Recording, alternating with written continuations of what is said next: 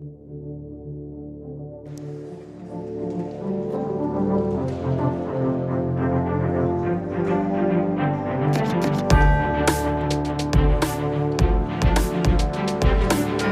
good afternoon. Welcome in here on Local 4 Plus and the Prep YouTube channel. A special day in store here from Big Boy Ice Arena in Fraser, Michigan, the G.H. Pastor Foundation for Kids. A second alumni event here today. It is so good to be a part of it once again. I'm with Sean Belegian. My name is Ben Holden. Kara Lyles will join us. Meltdown from WRIF is a part of our show as well. And of course, Nick Monticelli from Local 4 Plus. Sean, the alumni game comes up at 2. The Rangers and the Red Wings, second time that the Red Wings alumni has done this. But the big story today, for the first time since the Stanley Cup Finals in 1997, Vladimir Konstantinov will be on the ice playing for the Belle Tire Sled hockey team. How cool is that? And I hate to quote the great Badger Bob Johnson. This is a great day for hockey. It really is. There are so many things going on here today that make it an exciting event. And Ben, you know, sometimes lost in all the fun, you forget what it's all about. Giving back to so many different charities. But if you're watching this right now, you're like Ben, you're like me. Hockey is your number one, and boy, do we have a special day for you today. We do indeed, no question about it. It's all about hockey and certainly all about the 4 charities that the G.H. Pastor Foundation for Kids, they represent: Children's Miracle Network, Epilepsy, so many different charities that they all raise money. The last one of these, Sean, we did it in September when the Boston Bruins were here. They raised $30,000, so great cause, great foundation. If you can help, get on social media. GH Pastor Foundation for Kids is where you can donate. Let's talk about Vladimir Konstantinov. For those that don't know, that may not be from Michigan where we're from, and Red Wing fans like all of us are, Vladimir Konstantinov, 6 days after the 1997 Stanley Cup Final, was partially paralyzed in a limousine accident. It was the last team function that the Red Wings had that summer before they were all going to break. To see him come back, what goes through you, what resonates through you when I say Vladimir Konstantinov is on the ice today? You know what? In inspiration. I mean, really, he was such a good player. I don't think we talk enough about what a good player he was and what might have been after that. But for him to be out here and serve as an inspiration to so many other people, you know, watching Vladdy get out there and so many of these athletes, because that's exactly what they are. Wait till you see them fly around out there. We couldn't do it, that's for sure, but inspiration is a word that comes to mind, and he still, all these years later, means so much to not only the guys in Detroit, but certainly fans of the great game of hockey everywhere. And you say that everywhere. Derek Donnet, who's the coach of the Belle Tire team, had a long conversation with him yesterday for about an hour, and he said, I have to tell you, people from Australia, people from Russia, people in Europe want to see this. They want to see Vladimir Konstantinov come back onto the ice, and many never thought we'd see this day, but in this capacity, he's going to come out. We can tell you that you see both the teams on the ice. The New York Sled Rangers are the opposition. They're, of course, in the blue as the Rangers are. The Belle Tire squad, they're out. They're going to bring Vladimir Konstantinov out on his own. He will come out from the side across from us, the camera side you're watching on here. They're going to darken the arena and bring him out, and the Vladinator will come back onto the ice. And Derek Donnet said yesterday when we talked to him, he said the first time he came out, he lasted about 10 minutes. Then they talked with his caretakers, his physical therapist. The next time it was a little bit longer. And the third time he's been on the ice with the Belle Tire team, he was out there an hour and a half. And they told us he knows the game. He recognizes everything. He still remembers what pads go where. So he's still got all that with him, and it's going to be some sight to see. I don't think there's going to be a dry eye in here, Sean. Well, for a guy like that, you know, you hear the term muscle memory, and that's exactly what that is. He knows the game inside and out, and I can't stress this enough, Ben. You know this. He was such a tremendous player. I think people talk about his physical skills. I talk about his mental skills. Mm-hmm. I just talk about being like a complete hockey player, and it's going to be great to see him out there, and people are going to be smiling all over the place, not just here in the rink at Big Boy Arena, but certainly whether you're watching at home, if you're watching this later, whatever the case may be. So it is, I mean, honestly, Ben, it is an honor to be here today on this special day. It sure is, no question about it. Agree 100% with you. And Go back to what you mentioned about Vladdy as a player earlier. Personally, I think he's a first ballot Hall of Famer. There was a year where he finished second in the Norris Trophy voting. Nick Lidstrom, by way of comparison that year, finished sixth. And we all know what Nick did, winning 7 Norris Trophies. And he was an absolute stud of a player, and an unbelievable event about to happen here on Local 4 Plus and the Prep YouTube channel. The Bell Tire team, good squad they've got. Derek Donnett coaches their team. The Rangers are considered one of the best teams in the nation in their tier of hockey. You've seen sled hockey in person before. This is my first experience. And as you said earlier, these players, they get around. You're going to have players as young as 8 and some in their 30s, so it's a good mix of ages that are playing here. And it's fantastic. The thing that you hear all the time is hockey is for everyone, and I think a day like today proves that hockey is for everyone. It's the best sport in the world. I'm incredibly biased, but I will say that until my dying breath. But you are absolutely right. Rangers have a great reputation. We were talking to the coaches before the game, and they were trying to downplay it, and we were kind of like, you can cut that out. No, we know what's going on. We follow along and everything. So, yeah, should be a fantastic matchup here today. All right, so without further ado, let's get down to our public address announcer for the introductions, John Horrigan. Good afternoon, ladies and gentlemen, boys and girls. Welcome to Big Boy Arena for the first annual competition for the Vladimir Cup. How's everybody doing?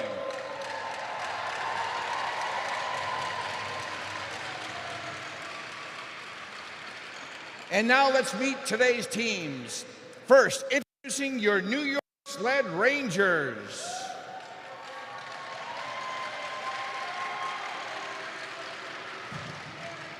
As I call your name, please raise your stick. Wearing number 99, Nicholas DePonte. At forward, number 1, Luis DeLancer. On defense, number 7, George Farrow. At forward, number 87, Jake Feldman. At forward, number 63, Kyle Kwok. At forward, number 31, Dante Limoli. At forward, number 8, Gabriel Mora. In goal, number 44, Timothy Schlapak. On defense, number 12, Maximus Wong. On defense, Dustin Rivard. On defense, David Grenier. And here are the guest skaters coming over from Bell Tire. On defense, Jake Jones. At forward, Rico Vitelli. And at forward, number 19, Lawrence Howe. The New York Sled Rangers are coached by Elijah Wong. Ladies and gentlemen, your New York Sled Rangers. And now, let's meet your Bell Tire Sled Hockey team. First, wearing 00, please welcome Jesus Villa. At forward, number 5, Connor Adcock. On defense, number 8, Skylar Donnett. At forward, number 11, Jenna Robertson. At forward, number 18, Haley Robinson. At forward, number 48, Dax Parsons. Also playing today, number 88, Josh Deneau. On defense, number 86, Charlie Warren. The goaltender is number 71, David Wilginen. And at forward, number 98, Jackson Hubner. Your coaches are Derek Donnett, Matt Fleming, and Kim Muir. And now, ladies and gentlemen, boys and girls, our special guest for today's game.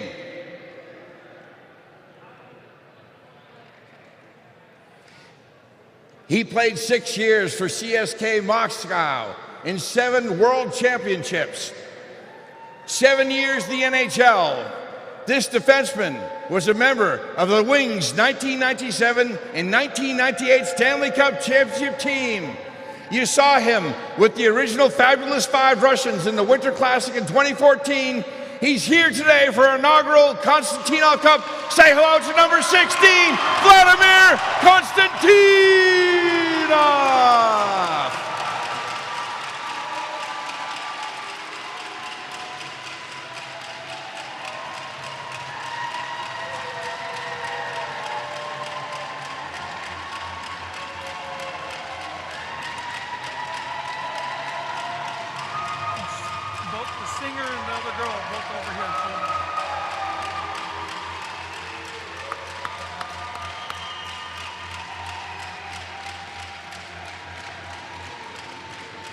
Vladdy, Vladdy, Vladdy, Vladdy, Vladdy, Vladdy, Vladdy, Vladdy, Vladdy, Vladdy, Vladdy.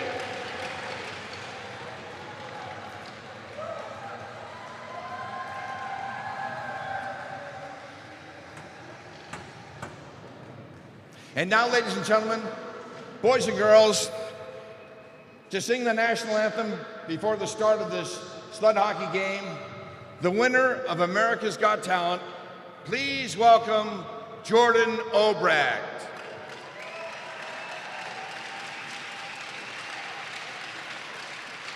Hey, over here, over here.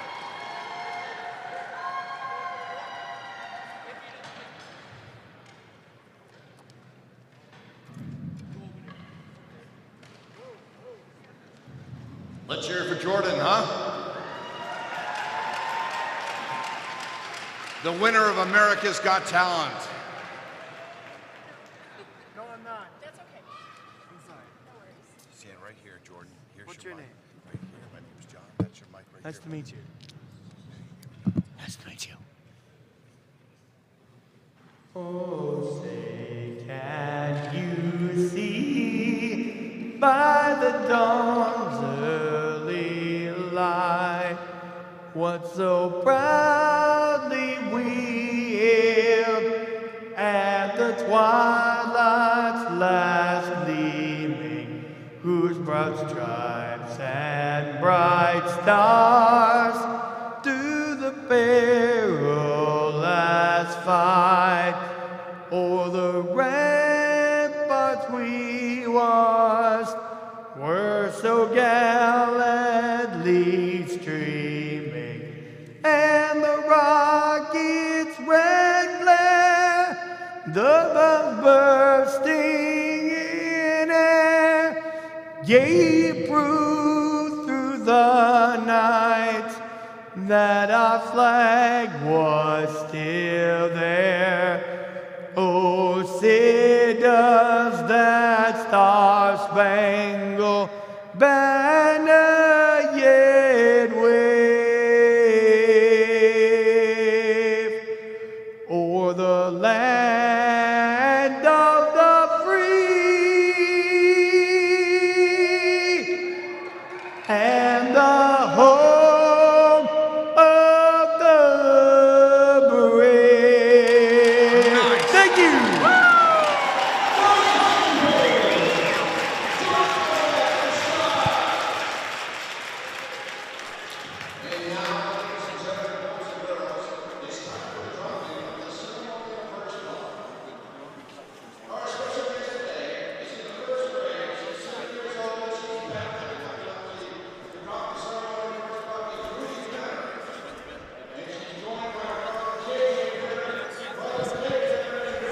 Chuck Penner. Let's hear it for Ruby. Well, what a sight. Vladimir Konstantinov coming onto the ice. Sean, what's going through your mind and your body seeing that? Unbelievable. And to get the extended applause that he got hopefully shows Vladdy how loved and appreciated he is. And he's always going to be one of ours now. And to see him back on the ice, boy, if that doesn't put a smile on your face, nothing will. Right there with you to see that number 16 in that red sweater. They're playing in this game here for the Vladimir Konstantinov Cup. I still say the greatest Stanley Cup presentation ever was in 1998 when Steve Yzerman put that cup in Vladdy's lap in Washington, D.C. there's a better moment in the history of hockey in terms of the cup, I'd love to see it, because that one is at the top of my list, and I think most would agree.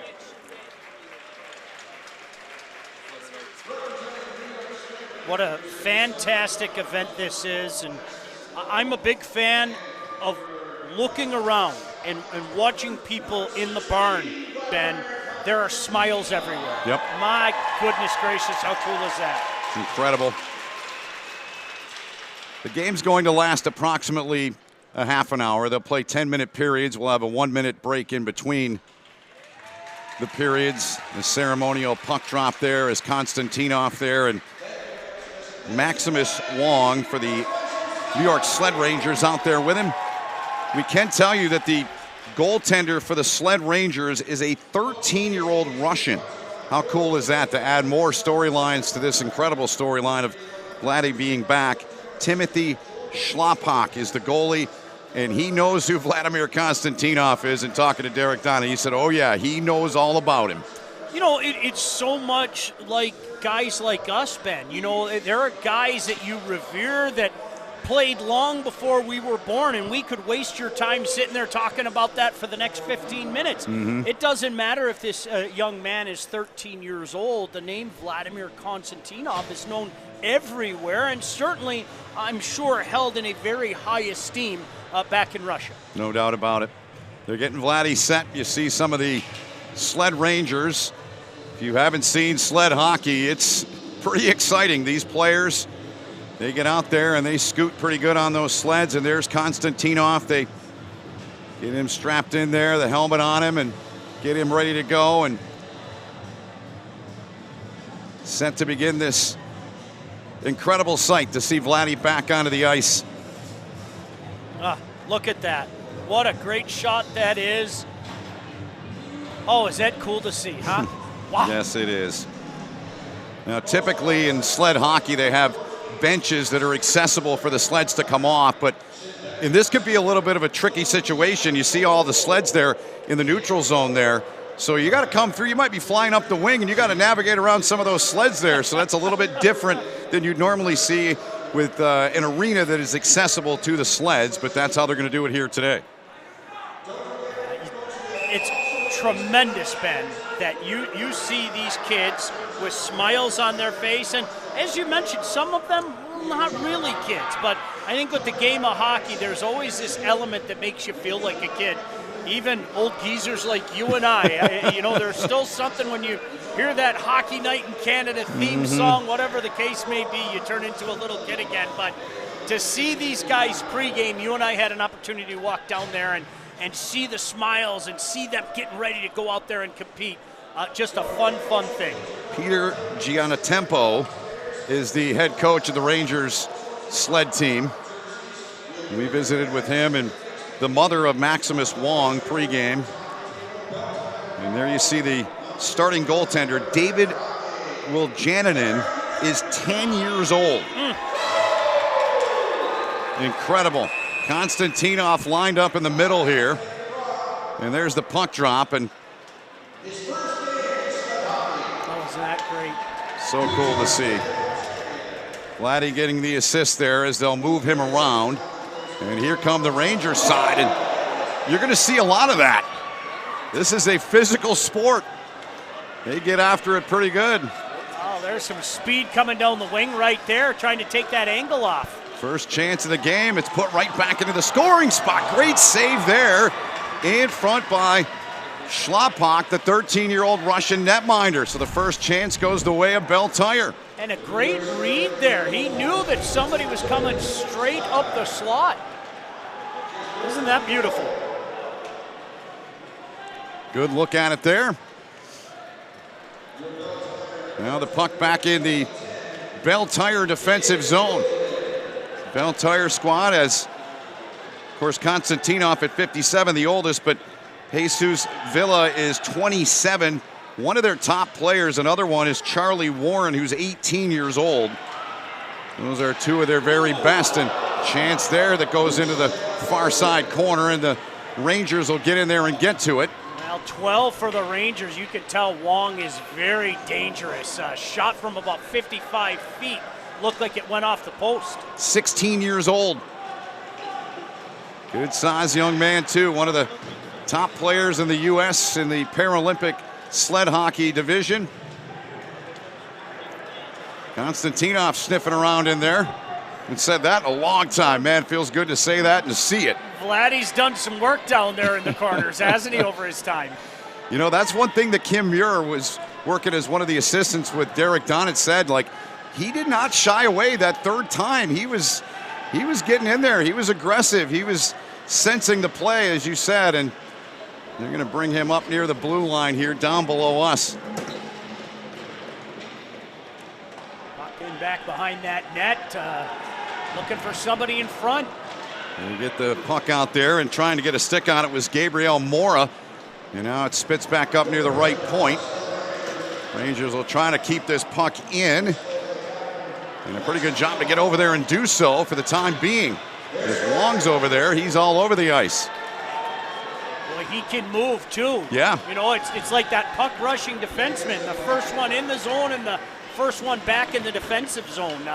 You can tell why he's so highly rated in the sled hockey world.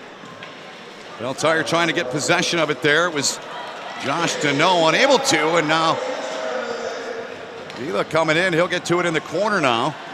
Put that puck right in front. A good job reaching out with the trapper there by Timothy Schlappak to cover it up for the Rangers. Well, good speed by Vila to get there in the corner and the centering pass. And again, these goaltenders have to be reactionary and try to read the play. And he came over and made sure that didn't get free. Keep the face-off deep in his own zone. Look at that. Nice anticipation, Ben, reading that play. So a face-off upcoming here.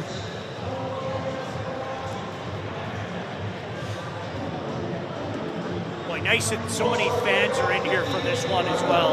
You know what? Obviously, everybody looking forward to the alumni game, but a good crowd for this one as well. Off the draw. Under the sled there of Connor Adcock. Connor is just 8 years old. Now Bell Tire will scoot back to get it. They gain possession. Warren trying to flip it into the middle. Now it's possessed here by the Rangers side. A little bit of speed through center. Put in the high slot for Mora. Mora, good job though, laying down to block that shot. Nicely done in there by Josh Deneau. Oh, that's fantastic to see a defender laying out and taking that lane away. Puck does not get out. It's off the sled of the Ranger player over there at the left point, George Farrow. Now the Rangers will race back into their end. A couple in for Bell Tire here. Deneau's one of them. He's on the puck. Good pressure from him. And you see the work that goes into these sleds. I mean, this is, to me, Sean, this is even harder than regular hockey. Well, and the aggressive forecheck creates a turnover. Let's see if they can take advantage of it here, Ben. They're trying to. One chance in the game for Bell Tire. We played just over 4 minutes in this opening period here. Bell Tire in the red, the New York Rangers sled team in the blue. Good pass to Deneau, but could not keep possession. Mora swats it away and almost put in his own goal. Now he works it up the right side. Again, those benches are down below us in the neutral zone, so it's a little bit tricky to navigate through there. The puck now inside the attacking zone for the Rangers here. Deneau with a little contact there in the corner. Now Mora will slide back in to get it behind the goal. Sticked away there, nicely done by Warren. Both teams played so well defensively, you know, really taking away those big opportunities in the slot area. Home run pass here. Let's see if Deneau can get there. Yeah, he's digging in. Rangers get a couple back. Deneau needs a little bit of support. Tries to stick one in on the near side, but it was poked away by Schlappak, the goalkeeper. Deneau just couldn't handle it. And this young man trying to get a hold of the puck down beneath our vantage point here. Well, The big goal, just get it over the line, and that's exactly what they did. See if Rangers can get a counterattack going the other way. Warren flips one in, and that one's stopped by Schlappak. Rangers possess again. Vila gets over there, forcing the pass, sent down the ice. Icing call, but the Rangers going to get in there and negate that. They've got help coming, two coming. Wong's one of them. Puck laid back. Chance, and that one goes just wide. And there's Wong out there again. He is a strong young man. Set up nicely. Another opportunity in front, swept into the corner and out by Beltire. And Wong gets back to it first, just inside of his own line. Trying to keep it away, but it's taken away by Vila.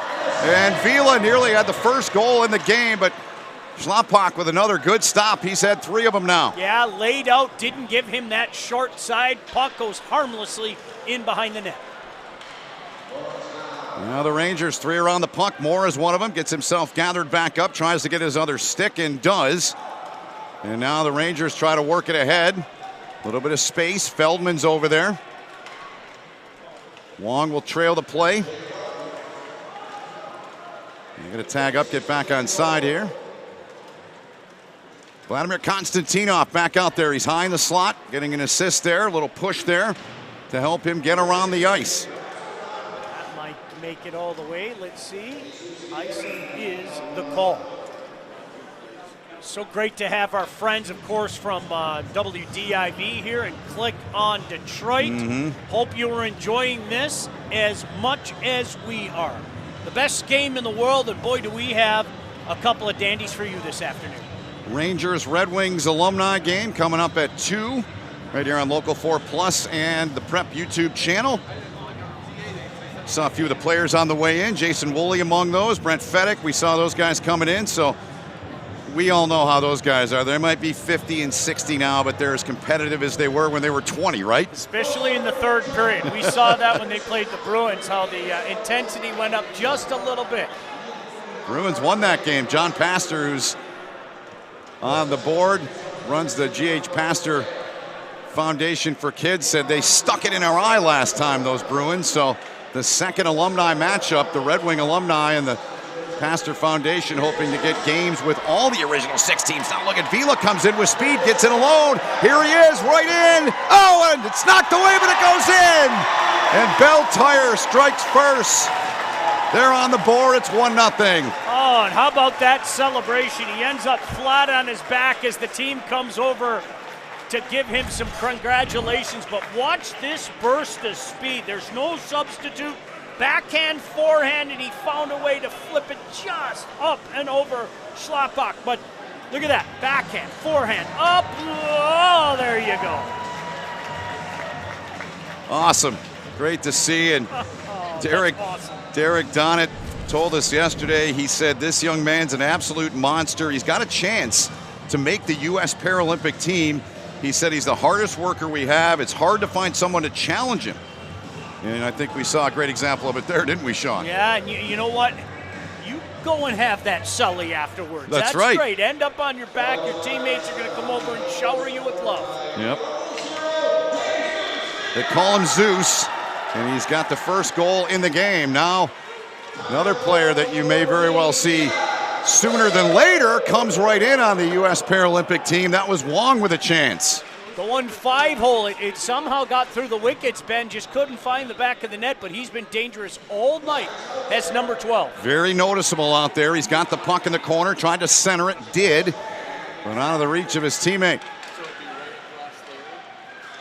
Pressure here, that one down low, pings into the far corner. A minute to go in the opening period. Right now, you know, Beltire's thinking, let's just survive this last minute because Rangers really bringing on the pressure since Beltire took the lead. See if Wong and his teammates can get something going. Good job to keep it in. They get it back to Wong. Wong now slips through there. He's right in. Backhander, and he scores. Beautiful backhand shot, and he ties the game. Oh, he's been dangerous all night. You were waiting for him to erupt. He came close a couple times, and look at the smiles right now from the Rangers as Wong celebrates that big goal. 39.4 seconds remaining. Take a look there, just a burst of speed, and then it almost looked like he gave a little shoulder dip. I'm going to go one way, look at that, and then he goes the other way. So you can tell that's an experienced goal scorer.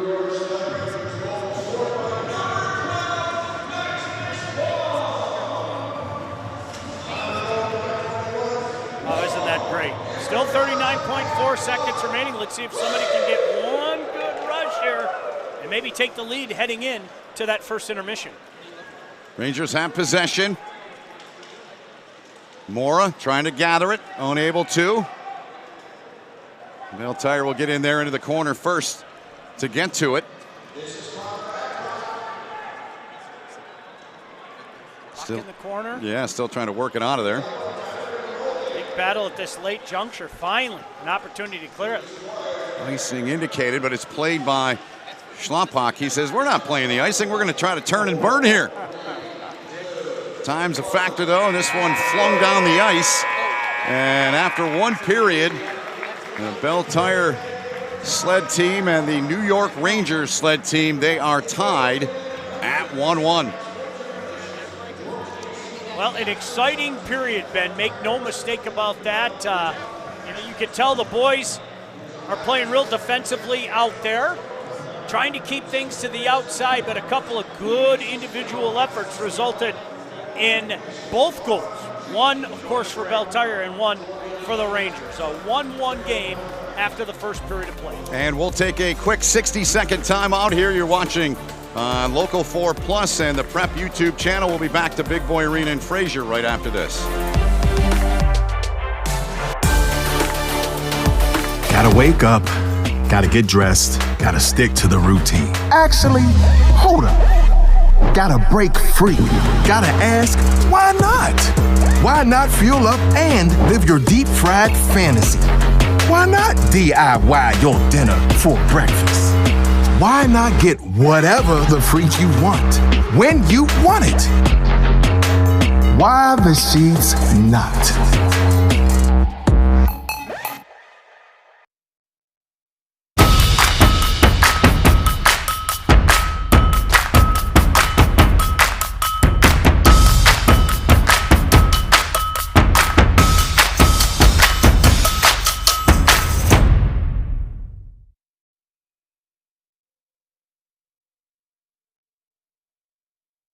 Escape to the moment when memories were served family style. The moment that hearts melt over melted chocolate. And the moment that victory tastes the sweetest. Our world-famous Pizookie, only at BJ's Restaurant and Brewhouse.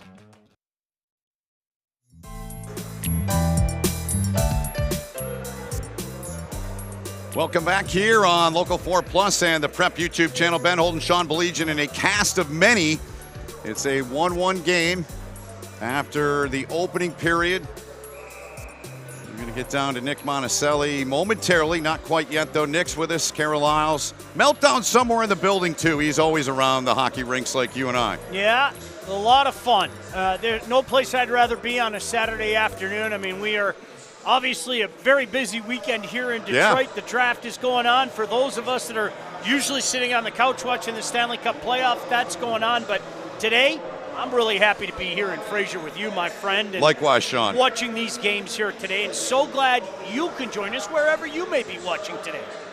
Again, Derek Donnett told us, we talked about this when we came on the air at 12:15. He said he'd been asked by people in Australia, people in Russia, all over the world wanting to see the man that is out to take this face-off, Vladimir Konstantinov, back on the ice. Sled hockey for the Bell Tire Sled hockey team. Awesome sight. So the two young men for the respective sides here, Vila and Wong for Bell Tire in New York, are the goal scorers. Two very promising players. And Sean, we know the long-running rivalry in the hockey world between U.S. and Canada. And I said to Derek Donnett, I said, how good is the U.S. Paralympic team? He said, Ben, They've won every gold medal for the last decade plus, so there is no rivalry in that sport, right? Oh, that's, you know what? It's a fantastic thing. You love to see that. Yep. So Belle Tire there in the red. New York Rangers sled team in the blue in with the alumni teams of these two original 6 organizations set to square off at 2 o'clock here from Fraser. Flung into the zone. Boy, got a lot of mustard on that. Sure Took did. a big bounce off. Nearly dangerous for Rangers. Vladimir Konstantinov being assisted there in the sled out near the blue line. See his assist there saying, you all right, you want to go off. It looks like they're going to bring him over and make a change as Konstantinov will come off the ice for now. Well, he tried a little backhand pass, just couldn't connect, and it allows Rangers to come the other way. Oh, Vila coming back hard.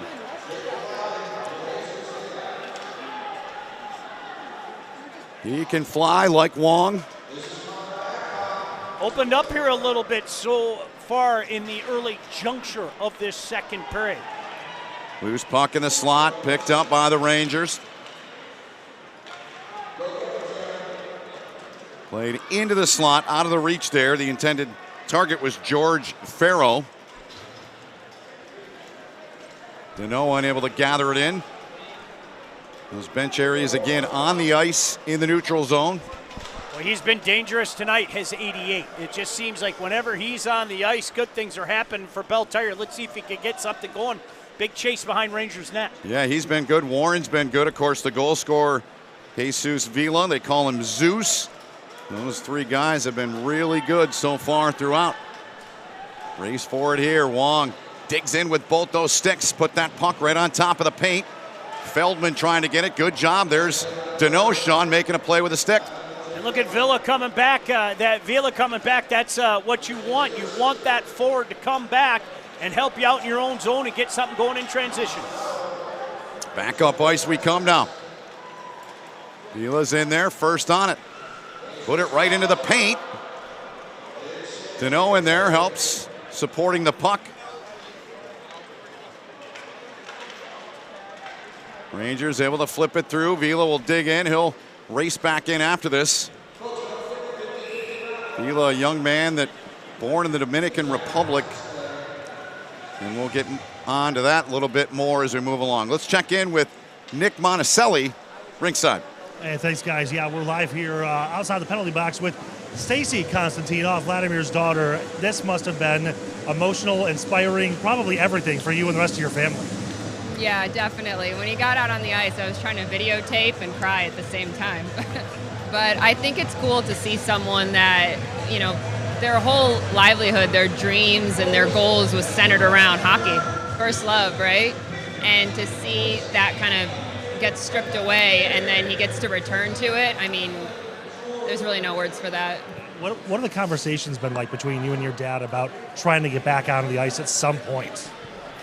Oh, I think every time we talk about it or when we were getting ready for this game, he's ready to just like hit somebody, and it's pretty cool.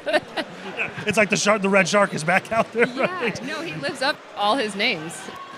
You were saying earlier that, you know, you grew up, he taught you how to skate. This must have been some flashbacks for you. It's just, again, to see your dad, you know, kind of, goal!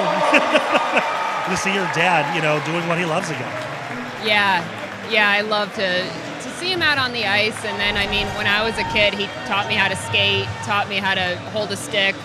I mean, I was like a little tomboy playing all the sports. So to get out there with him and to be able to do this kind of stuff, know I can do it, and we can have a good time together. It's just, you know, that father-daughter bond. It's really cool. And it must mean a lot for you to see him be physical again. I mean, he's not just hanging out, he's playing this game. Oh, you put a stick in his hand and give him some shoulder pads and he'll do some damage. All right, Stacy, thank you so much. Guys, back to you. Thanks so much, Nick and Stacy. Incredible stuff there. And just, I get goosebumps listening to her, Sean. It's just incredible, this whole event here with the sled team with Vladimir Konstantinov back on the ice. And while the interview is going on, how about the snipe from Charlie Warren. Going straight upstairs. My goodness gracious. You know, way up top to get that opportunity in front. Now, Right in front, and they get it back, and they tie the game up. And it's Nicholas DePonte, the 16-year-old, evening the game at 2-2 now. Give Rangers credit. They've been able to bounce back after falling behind a couple different times. They just kept her going. They found a way to get that through. So all tied up again. 5:44 to go, and you are absolutely right. What a great conversation that was. I think that touches the hearts of everybody out there. You know, those of us that are fortunate enough to have kids ourselves and sharing the game with our kids, and everybody, you know, for her, she shared her father with all of us, you know, so that's an interesting perspective. So to hear the happiness in her voice, boy, that is just something.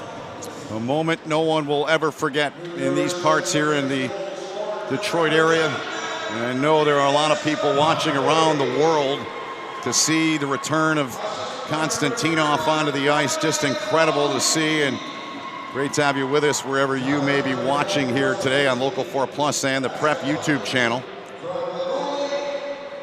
Just a little traffic here. Once this game is complete and the festivities are done, we'll have a short break in there, and then we're expected to come back on at 1:40 to set up the Alumni game between the Red Wings and the Rangers. Quite the battle in the corner, finally sent back into Bell Tire zone as Rangers look to get a little counterattack going and take their first lead of the game. Midway through the second period, slides back into the Ranger end, and there are two for Bell Tire in the attacking zone, although they're going to change one as Vila was coming off the ice.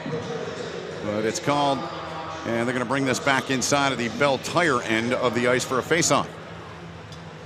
Boy, they are competing out there, Ben. Make no mistake about that. And this draw is going to come in deep. We've seen teams explode on rushes. You know, you win the draw. Same thing in sled hockey. Winning the draw is of the utmost importance, and certainly transition in this game, they can quickly head the other direction. 8-year-old Connor Adcock, as you get a look there at Timothy Schlappak, the goalkeeper for the Rangers. Adcock here at the face-off, getting a little help out there. He's just 8 years old. They have their youngest player is Adcock. They have two 9-year-old players on their team as well. Race for the puck here. Vila's over there. I want to talk a little bit more about him. He was born in the Dominican Republic, born with no legs. He was adopted with some people here in the state of Michigan. He was at U of M Hospital, and he's a young man that's got a chance to play for his country one day on the Paralympic team. How cool is that? Incredible. And enjoying it as well. That's the best part, to watch the happiness out there and the fact that they can go out and again enjoy the greatest sport in the world. 27 years young, and he's getting married next month, so congrats to he and his fiance for that. Under 4 to go here in the second period in a 2-2 tie. Boy, the same variables are true in sled hockey as they are in hockey. It's not the mistake, it's the recovery. Deneau gave the puck up in the neutral zone. It looked for a second like Rangers might have an odd man rush, and he quickly recovered and was able to poke the puck out of harm's way. So that is still one of the undeniable truths about this game of hockey.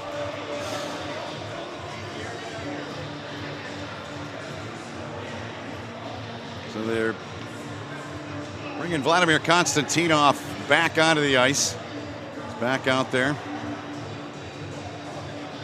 Just out of your picture, you'll see him. He'll be on the left of your screen. There he is, getting an assist there.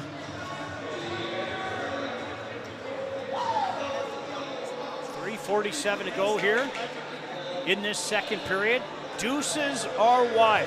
2-2. Second period. Vladdy's going to take this draw. I'm going to go out on a limb and say that Vladdy never took a draw in the National Hockey League, but there's a first for something, and here he is in sled hockey. Yeah. You know, you and I both know, I mean, when he was in his moments when he had the opportunity, he looked like a forward at times back when he played, man. He could really handle it and really skate. like a forward. This will be kept in by the Rangers. Wong's back out there, but Warren's out there as well. Warren digging in now, trying to get free here. Some pressure coming back. Warren trying to drift into the middle. Good defensive play back there by the last line of defense for the Rangers. Great speed to just get some traffic in the way and impede that process on the attack. Down below us. Now the puck goes back inside of the line, and long shot attempt there by Dax Parsons, 9 years old. Wong trying to get it. Look out, Rangers have numbers if they can get there. That outlet pass just a little too far, and they're going to get caught. Icing call that'll come back inside of the Ranger zone with 2:43 remaining. We're in the second period. There is Vladdy. Going to stay out. How cool is that? My goodness gracious. Look at the boys smiling, having fun, and even a little chirping, I'm sure, out there. There's nothing like a glove to the face, and I've seen a few of them here tonight, even with those masks on. Hockey's hockey, baby, right? Sure is. Off the face-off. Warren will keep this in. Good job to work it back down the wall. Konstantinov in there. Squeezing off the would-be puck possessor of the Rangers. Now Vladdy trying to get it free. Gets it out of there. Warren's there. And will this puck stay inside of the zone for Bell Tire? I don't think it did. Now it's back out at center, played ahead, but Warren's got the inside track on that puck there to get around Gabriel Mora. Yeah, good read there. Saw the trajectory of where the puck was going, took the long way to get there, but got there quicker than anybody else. Warren's a player that's been invited to play for the U.S. Paralympic team already. Very physical player, the book, strong skater. Derek Donat said the biggest thing is keeping him disciplined. Big hit just over that line. You could see Wong lost his sticks and trying to get back on track. Warren gets in there again. Two draw to him. Now it's free in behind the goal. Mora able to gather it in. Trying to gain a little speed. Trying to chip it ahead. Now Skylar Donat coming back. Wong gets in there. Wong with a shot and he scores down low. He's got his second of the game. This one comes with 1:13 to go in the period, and the Rangers lead at 3-2. Oh, he went on his side. What a celly that was. Watch this. There's your shot. And then watch this pose in just a second from the goal scorer. He gets on his side, and he just poses for everybody. Boy, he has been special tonight, as advertised, Ben Holden. Yep. Hey, the Selly game's important too, right? Oh, absolutely. Big Selly there by number 12. He's been one of the best out there. Make no mistake about that. He really has. He's a junior player, tier 1 player, and as you and I talked about, the Ranger team, learning from Derek Donat, the Bell Tire coach, said this is one of the better teams in the country, and they've got some really special players. Wong at the top of that list. Take their first lead of the game, and let's see if Bell Tire can repay the favor. It was Rangers who got a goal late in that first period. Now Bell Tire is going to try to do the same with the dangerous Deneau. 50 seconds to go. Centered it in front there. Unable to get a stick on that, though, is Connor Adcock, the 8-year-old. Rangers have a 7-year-old out there now. That is Dante Lamoli wearing number 31. Incredible. Puck in the corner. Trying to get something going. Still time here. Just under 30 seconds remaining in this second period. Vila will get a push and get to that puck. Ooh. Look at him. Little collision there. No harm done. Good job to get to it and keep it in at the line by Deneau. Deneau throws it in front. Loose puck. 10 seconds to go in the period now. Vila forced out past the rim of the circle.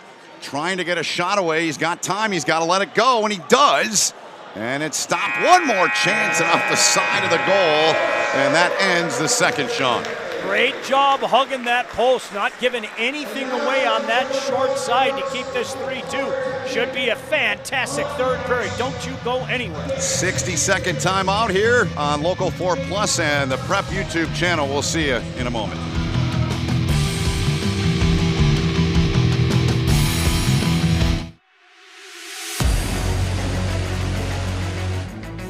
West Oakland Wings baseball. Focus. Hard work. Sportsmanship.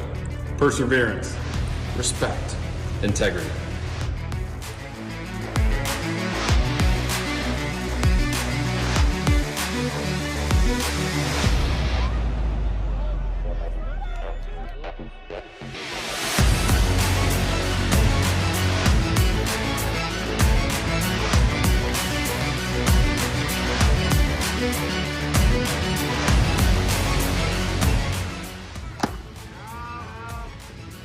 That boy. 1, 2, 3. Wings. Huron Valley Athletic Complex, where dreams, passion, and hard work create success.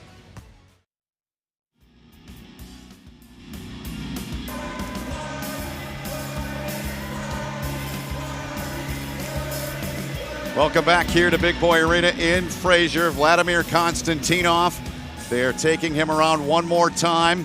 We've been told that this is going to be it for him as he has played here the first 2 periods, but what a sight that is to see.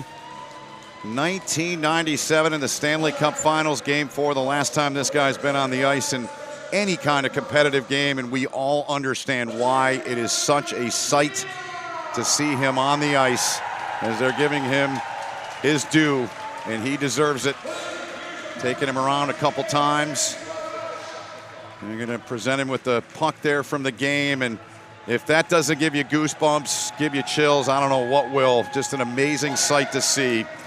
Number 16 of the Detroit Red Wings back on the ice, and that will complete his mission here today of coming back and partaking in this sled hockey event. Everybody on their feet having a great time, Ben. That's just awesome to see him get that ovation.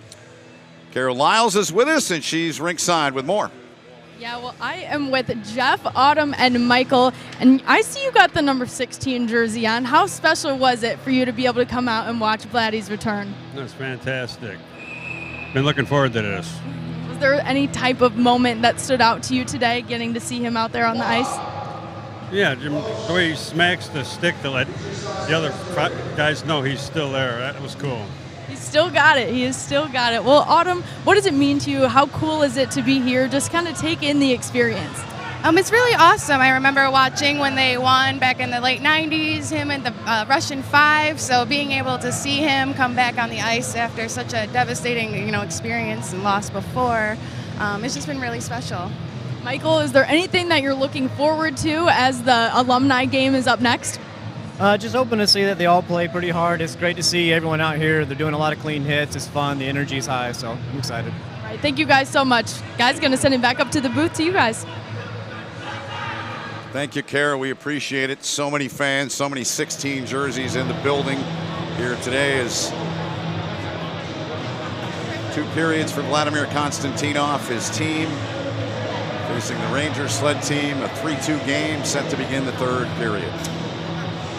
Just a wonderful memory for everybody, and I hope that the best memory of all goes to number 16.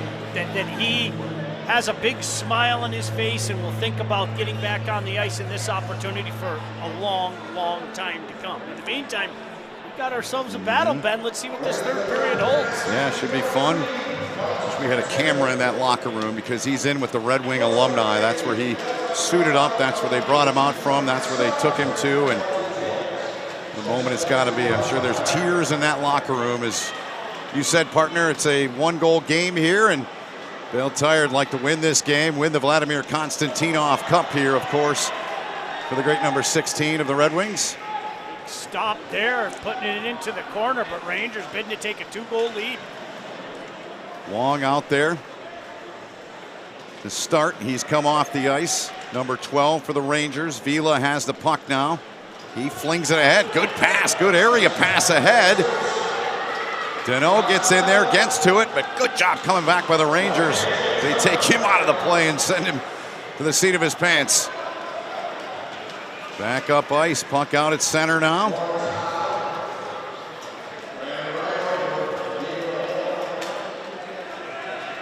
Puck down right in front of us. Big battle right near that Bell Tire bench.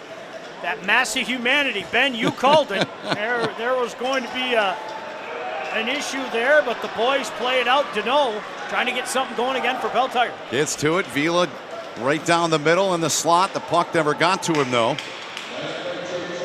What an effort down there by Deneau.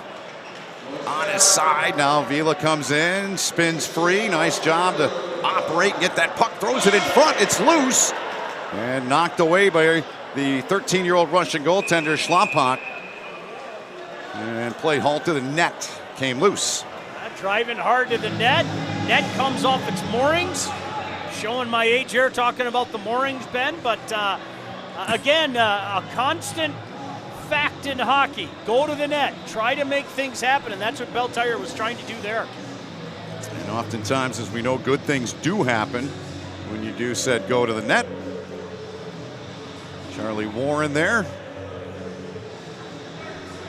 Typically in the sled hockey, in the tiers around the country, there's all the same age groups, skill level, but for this, they made an exception, of course. You've got players in their 20s, a couple in their 30s out there, and players as young as 7 years old out there. And, you know, Kim Muir, we talked with her, and Derek Donnett, and the big message was, hey, you may be disabled, but you can still play this great sport, and we hope that in some way, shape, or form that inspires some out there that are watching.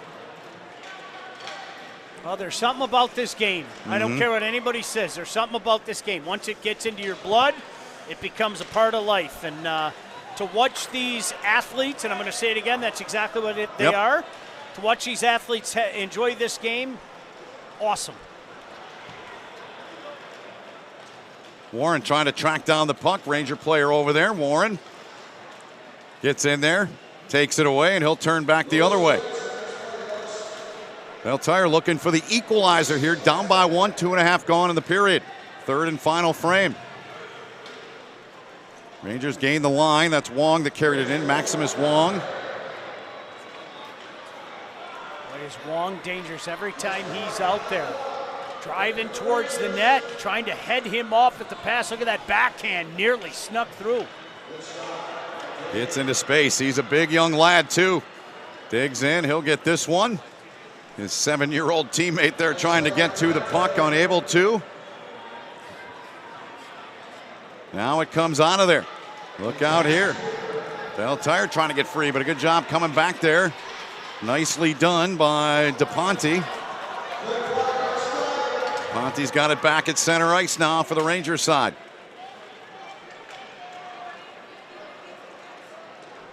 Now Warren turning, head up, looks for a seam, finds one.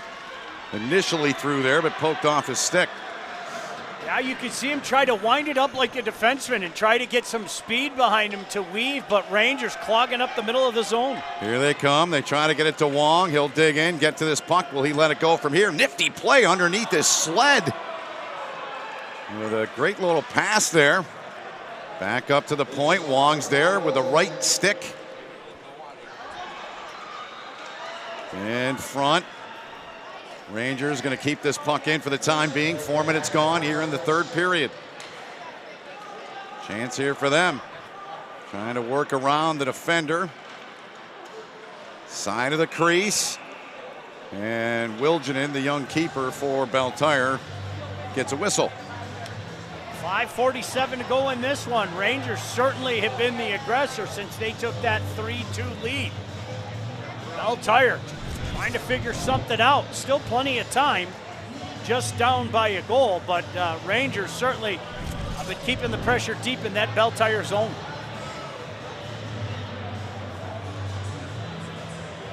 Both teams will change up, get some fresh players on the ice here. 2 o'clock scheduled start time for the Red Wings and Rangers alumni matchup right here on Local 4 Plus and the Prep YouTube channel.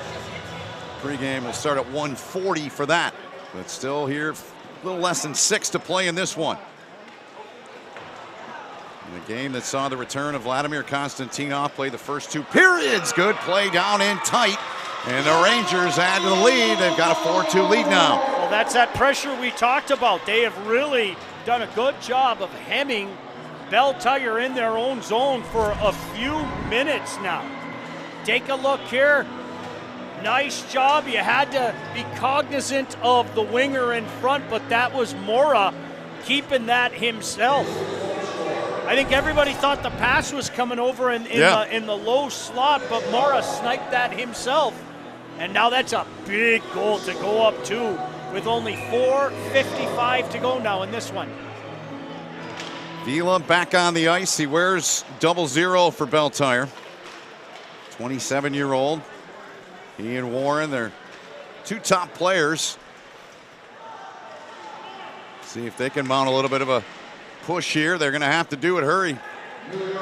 Some here with 4.5 to go, and here comes Vila digging in. He's out there with Dano. 2-on-0 chance. Vila comes in, lays it in front. Oh, what a stop! What a stop from the 13-year-old in net for the Rangers. I'm going to tell you what, this kid, I know we've talked about it a few times, this kid's instincts are unbelievable.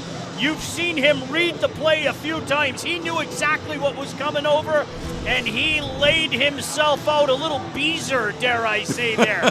John Van Beesbrook-esque. He's a Detroit boy as well. He is.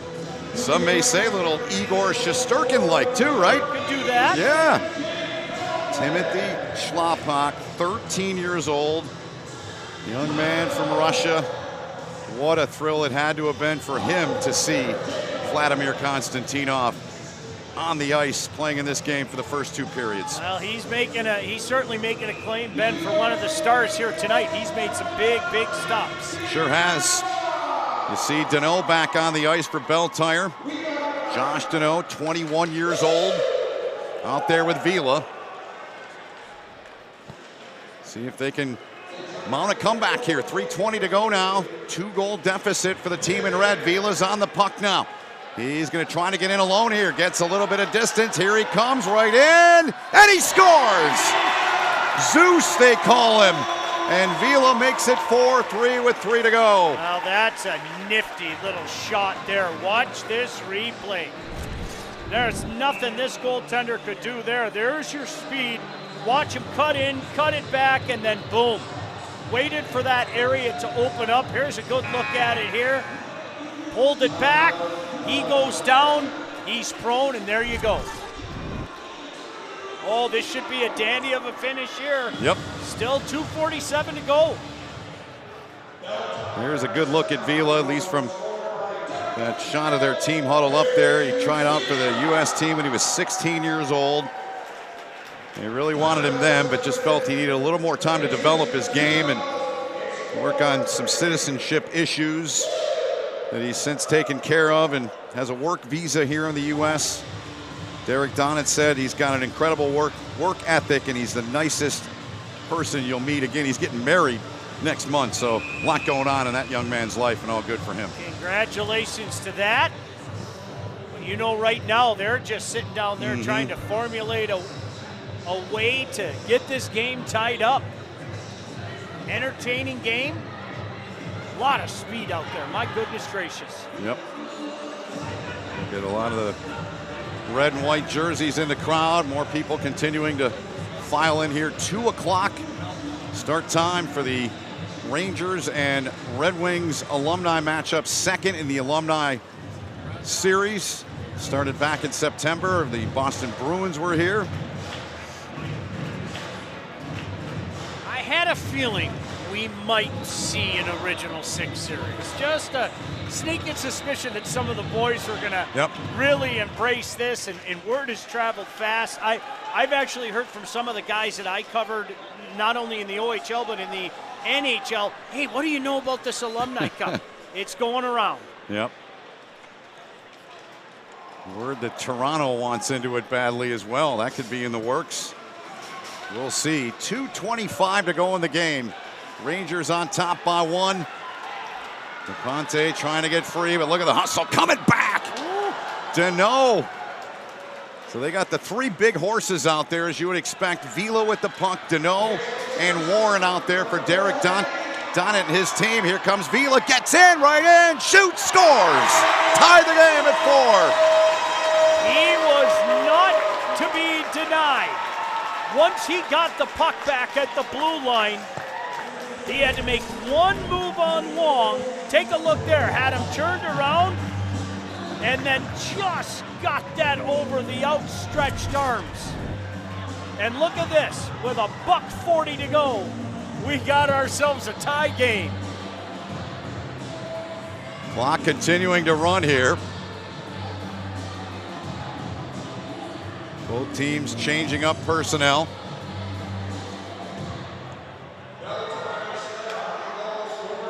Vila stays on. Warren's went to the bench area. He's back on the right wing now. Bell Tire trying to get the victory here on home ice. Vila digs in, gets a push, gets the inside edge there.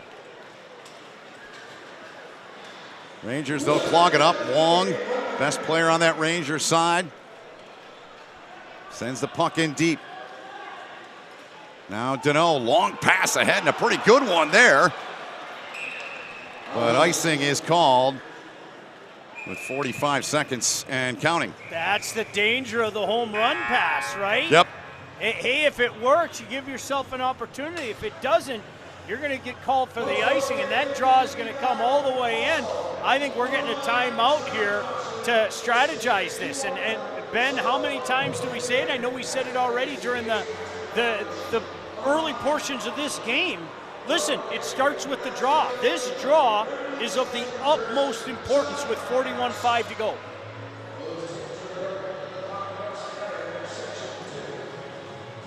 Here we go. Puck free. Vila trying to work it around the Ranger defender. Here he comes, digging in. Vila's in, alone on the keeper. Vila scores! They've got the lead with 25 seconds to go. Wow. No substitute for speed in the game of hockey. And he exploded through that neutral zone. Look at him come in. This time, backhand to the forehand, and he finds the back of the net. And a miraculous comeback here. Boy, Ben, it seems like just a moment ago they were down 4-2. Yeah. Because they were. They were. And 3 straight goals for Bell Tire. And the hometown team going crazy here right now. Can't let the Rangers come in and win the Vladimir Konstantinov Cup. They've still got a little bit of time here, though. Loose puck. Wong going to dig in, try to get 2 coming after it for the Rangers. Right in. Oh, and that one goes just wide. Still got 5 seconds to go now. Puck on the wall. And it's loose, and it's out to center, and Bell Tire wins the game. 5-4, they take it. What a fantastic game. And look at all the boys clapping their sticks on the ice, even the Rangers going over and congratulating their goaltender who had a heck of a game here tonight. But today, Bell Tire with a miraculous comeback to come away and win this one by a score of 5-4. Good to see. There is the star of this game, Jesus Vila, 27 years old, the helmet off. Get a good look at his face there. Born in the Dominican Republic, and talked about his story. Bringing the cup out to the center of the ice. Isn't that cool? The Vladimir Konstantinov trophy going to be presented at center ice. Look at that, holding it aloft. How cool is that? As the boys are watching the trophy, John Pastor going out with that trophy, and then the big trophy, the one that we all dreamed about. Coming right behind John Pastor. Oh, that's a beautiful There's sight. the Konstantinov trophy. And there's that beautiful sterling silver approximately 35-pound trophy. Lord Stanley's Cup. The chalice on the ice, and what a game this was. Certainly highlighted by the return to the ice of one Vladimir Konstantinov. Sled hockey, his first appearance on the ice in any kind of competitive game since 1997. Incredible to see, and these two teams put on one heck of a show here. They're all huddled around both cups, the Konstantinov Cup, the Stanley Cup, taking a picture there. And that's the one they'll remember. Just noticed something here, guys. Can you hear me? Yeah, absolutely. Meltdown, ladies and Hey, gentlemen. there he is. Next time I go on a breakaway, I need 2 sticks because that guy, that was unbelievable. Right? Yeah, that was really cool. Good to see you, buddy. Yeah, great to see you too. Just got here, looking forward to getting down there and talking to some of the players during the game. But this might be one of the first sled hockey games I've actually ever experienced. And that breakaway, tied up with a minute to go. I'm like, are you kidding me right now? Isn't that awesome? This really was the cool. first time I'd seen it too, and it's awesome. I Yeah. mean, I have a ton of respect for anyone that plays this game, as we all do and have been around it a long time. But to see what these athletes Yeah, did no out doubt. there is incredible, man. I had a breakaway this morning. Didn't turn out as well as that one did. Did you fumble it? No, the goalie made an awesome save. Come on, man. Sure. Don't fumble it. Are you kidding me? Here comes Vladimir Vladdy had Konstantinov. that on the ice as well. That's Oh, awesome. Isn't that awesome? Isn't that amazing? Were you here when he was playing or not? I was not. I had other things going on this You morning. got to go but- back and watch. Okay. You do, man. It was incredible to see him out there. Just Was he just chills. like laying guys out? He got tied up once in the end to our right. Uh-huh. Looked like, he could sense it. He was digging in there. Yeah. His assist was kind of pushing him in there a little bit, little body going Yeah, on. the Rangers had to keep their head up when Vladdy That's was right. on the ice. They sure did. You could Everybody see- did. You could see the competitive juices. Oh, is that right? Yeah. On the Oh, yeah. first draw, when they dropped the puck, he jumped the draw and said, "No, mine," and threw it back. So that was pretty cool to see. Boy, isn't that awesome? Bringing both cups out there, the Konstantinov Cup and Lord Stanley's Cup. And the cup back with Vladimir Konstantinov. As we talked, 98. Meltdown, you can chime in on this. I mentioned to Sean, if there's a greater presentation of the cup in the 1998 that was pretty in special. history, I want to see it. Yeah, that was pretty special. No question about it. So the Vladimir Konstantinov Cup goes to the Bell Tire sled hockey team. Congrats to Derek Donnett and his assistants, Kim Muir, part of it as well. And incredible to see, and what a picture that is, and what a game this was. Fun one to call. Sure was. Athletes, we talked about it time and time again, but you saw how hard they worked out there. And hockey is for everybody, and they are personification of that, to be sure. No question about it. Meltdown, we'll see you at 2. Yeah, can't wait. I'm really 1:40, looking we're forward to coming this. back. All right. Great to see you, Sean. See you again. We'll be back here for the call. That one will start at 1:40 for our broadcast of the original 6 alumni matchup, the Red Wings and the New York Rangers, right here on Local 4 Plus and the Prep YouTube channel. For Sean, Meltdown, Kara, Nick Monticelli, all of our crew, Alex Westfall and company, Chad Bush and all of his crew, Ben Holden saying thanks so much for watching. A game to remember as Vladimir Konstantinov made his return to the ice. He played for that Bell Tire team, and they came away claiming the Vladimir Konstantinov Cup. Thanks for watching. We'll see you again at 1:40 right here on Local 4 Plus and the Prep YouTube channel.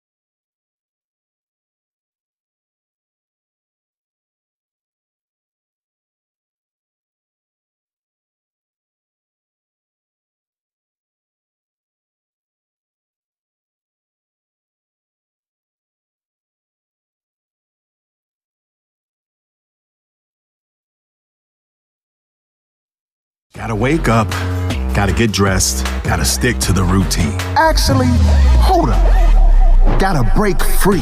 Gotta ask, why not? Why not fuel up and live your deep fried fantasy? Why not DIY your dinner for breakfast? Why not get whatever the freak you want when you want it?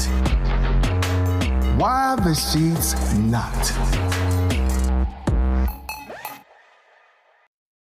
Escape to the moment when memories were served family style. The moment that hearts melt over melted chocolate. And the moment that victory tastes the sweetest. Our world-famous Pizookie, only at BJ's Restaurant and Brewhouse.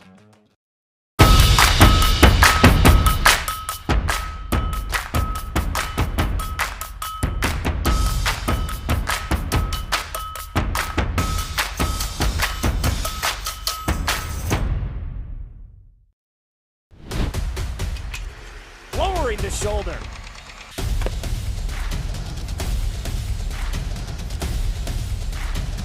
Swing and a miss. McGinley scores! And it's going to be a challenge for us. I mean, they're a really talented football team. I think everybody knows that. Four wide receivers. Pressure. Steps up. Marshall wants to run again. Cuts down the middle of the field. All alone. Touchdown! Warriors! What a cut.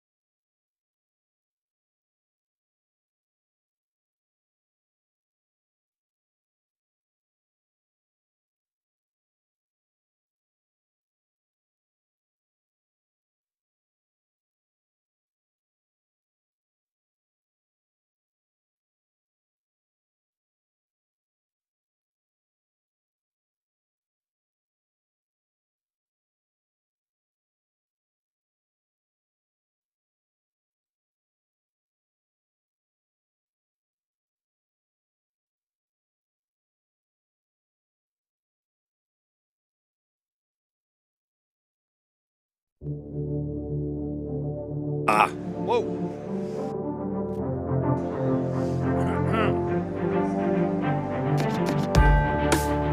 Welcome in here on the Prep and Local 4 Plus. It's the second part of our doubleheader, hockey doubleheader here from Big Boy Arena in Fraser, Michigan.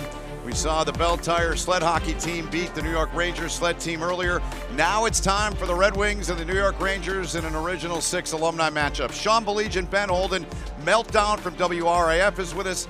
Kara Lyles is with us as well. Nick Monticelli. We got a cast of thousands, and we need it. What a great game, and this is all for the G.H. Pastor Foundation for Kids. Sean, 4 charities money's being raised for. Last year, $30,000 raised in the game against the Bruins. Yeah, I mean, with all the fun here, and obviously we're going to put a focal point on what's going on the ice, but so many things going on the concourse, things you can bid on, things you can have fun with.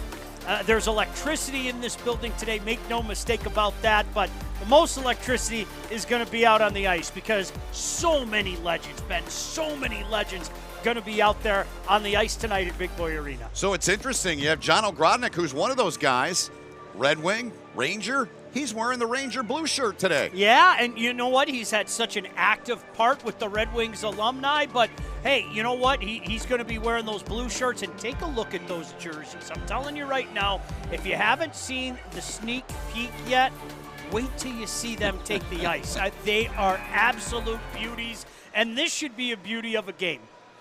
We did the first in this alumni series, and you and I touched on it. We'll reset, though, for maybe a new audience. The word is, the rumors on the street are that all the original 6 teams, they got wind of what the Red Wings and Bruins did back in September. This is the second game. We could see the other teams and other matchups down the road. These players may be 40, 50, 60, some. Red Berenson's 80.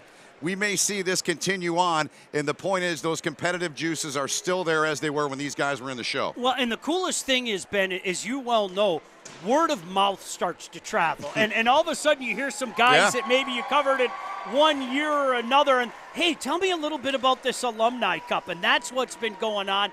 It's so cool to see how that has played itself out, Ben. And today, Chapter 2. And competitive juices is going to be a word that we're going to use a lot because these guys are going to have some fun to a point, and then they're going to start playing hockey, and that's pretty cool to see. Speaking of those competitive juices, so John Pastor, who started this foundation, his son Ryan had a brain tumor years ago, and Ryan's heavily involved in the foundation. Friends, family of the pastors have other children that had epilepsy and other issues, serious issues they had to deal with their children, hence they started this. And John said, and they were taping some things with the Prep and Chad Bush and his group, he said, the Bruins, they stuck it in our eye. We want it back, that cup. I don't know if the Rangers are prepared for that, but something tells me a couple shifts in, they're going to realize how serious the boys take it. And, you know, again, Ben, I'm so glad that you brought it up. While we're having so much fun, we want to constantly remind people it's for great charities. Yep. And we raised just over $30,000 is my understanding from the last one. Well, let's top that one this time around. Let's do it. And it is a star-studded cast indeed. So many players that you'll remember from the glory years of the Red Wings from before. Dino Cicerelli's back. I mean, Dino was here in the first one, and he's one of many names. And wow, I'm seeing those Ranger jerseys you mentioned, partner, for the first time. Those are pretty special. And look at Ron Duguay. He is still arguably the most beautiful man in hockey. And I have no problem saying that. He's got the flow. He's got movie star looks. He's a great guy as well. So, yeah, it's going to be a lot of fun. Well, there's our guy wearing the C, Mickey Redmond. Yep. Dino Cicerelli. He scored a few goals in his career, just a few. Yeah, just a few. The pride of Sarnia, Ontario. And so Dugay's got to go without the bucket, right? He can't wear a bucket, or they're going to make him wear the bucket. No, I hope not. I hope he lets that magnificent flow throughout the entire arena. Patrick Eves still sporting the big beard he had in his time with the Red Wings here. And there's Drew Miller. His uncles are on the other side. He's got Kelly Miller and Kevin Miller are on the other side. Brent Fedek, we saw him before the game. And one of my favorite players of all time in his short time with the Rangers, I know he's more of a Canadian and played some other stops. I think one of the great hockey names of all time, Sergio Momesso, is suited up for the Rangers. And I'll tell you a little story about Sergio Momesso. His family owned a restaurant in Notre Dame de Grace. Nice. In Montreal. Arguably the best subs in the city. I mean, honestly, arguably the best subs in the city. I had a chance to talk to him. It closed just recently, but I have a feeling they're going to fire it up again. And there's D-Mac, always giving back, always doing something out in the community as well. Just a good dude, Darren McCarty. He's one of ours, too. I tell him that all the time, even though he's from Tomato Town, just over the border in Leamington. He's one of ours. We claim him, and he agrees with that sentiment. Good stuff. And there is McCarty and the legend. living legend, Red Berenson, still going strong. I don't think Red will ever stop skating. Unbelievable to see him a part of this as he was in the first one. And he's got players in this thing that played for him at Michigan. Steve Shields is one of the Red Wing goalies. Aaron Ward's playing for the Rangers. Connections everywhere. Nice to see Matthew Dandino back in town as well. You know, people remember he won 3 Stanley Cups with the Red Wings before he, in essence, returned home and finished his career out in Montreal. And I had a chance to talk to him, and he's played a lot of games with Les Enchants, the alumni team of the Canadians, and he doesn't get a chance to put on the winged wheel very often. He was very excited about coming back here and wearing the wing wheel. And, of course, as I mentioned, three Stanley Cups. Brian Skrudland right there. Another legend. Still the fastest goal in Stanley Cup playoff history. 9 seconds in Game 2 of the 1986 Stanley Cup Finals. And you saw Corey Potter wearing 38 for the Rangers and Drew Miller. They were teammates at Michigan State. And chatting it up, and there's Skrudland getting an earful already from John Blum. Darius Kasparaitis out there wearing number 6. Boy, was he a villain. He was another one of those guys. You loved it if Darius was on your team. You didn't like so much playing against him. So the players getting reacquainted, and Jason Woolley's here for this one. He spent some time with the Red Wings, end of his career, most of his career in Buffalo, and great to see so many of these familiar faces. Matt Hunwick, who played for Red Berenson at Michigan. I ran into Matt's dad, and he said, Ben, this is where it all started. This was the first rink that Matt ever played in when he was a mite way back in his days before he went to Michigan and then several years in the NHL and now working in the Rangers organization in player development. How cool is that? You just love to see that. You love to see these guys coming back and having an opportunity to play in front of the home crowd. Things come full circle. Isn't that amazing how it works itself out in this great game? It is, and inching closer to the player introductions. We're going to get down to the ice momentarily for that, as these two teams have pretty much completed their warm-up sessions here. And Jason Muzzatti, one of the goaltenders for the Rangers. He's a former Michigan State guy back in his home state.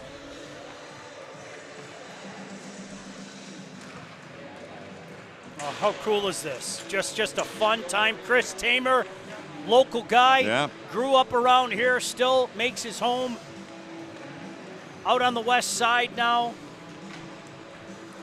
Great crowd, so much going on in this building, and electricity, and just an opportunity to remind everybody that this is all about charity. Yeah, we're watching Puck and the Stanley Cups here, and we had the unbelievable story you see in Vladdy back on the ice earlier in the sled hockey game. But yes, this is for charity. Sure is, and it all started.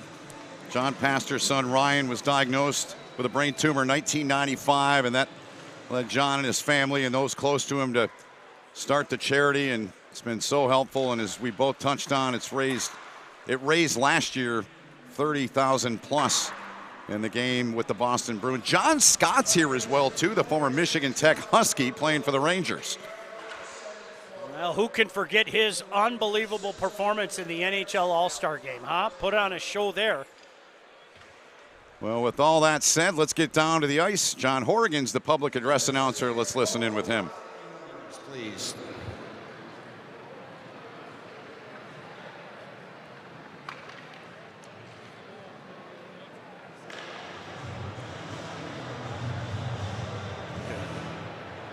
Can we have both teams line up in their blue lines, please, in numerical ascending order? As I call your name, please raise your stick. Good afternoon, ladies and gentlemen, boys and girls. Welcome to Big Boy Arena for today's game between the Detroit Red Wings alumni and the New York Ranger legends. Woo! And now it's time to meet today's lineups. As I call your name, please raise your stick. First, for the New York Rangers, from the University of Michigan, 11 years in the NHL, a member of Team USA in 1999 and 2002, number 4, Chris Tamer.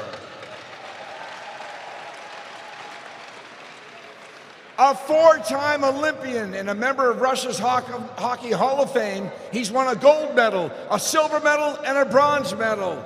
This player played a long time in the National Hockey League. Please welcome number 6, Darius Kasparaitis. An 18-year veteran in the NHL, recently he won a Stanley Cup as a coach with the Los Angeles Kings. He is one of 8 players in NHL history to score 70 or more goals in one season. Please welcome number 9, Bernie Nichols. This player played 12 years in the NHL, a former NHL All-Star and member of Team Canada. He's been appearing on TV, in films, and magazine covers as a model. Please welcome number 10, Ron Duguay.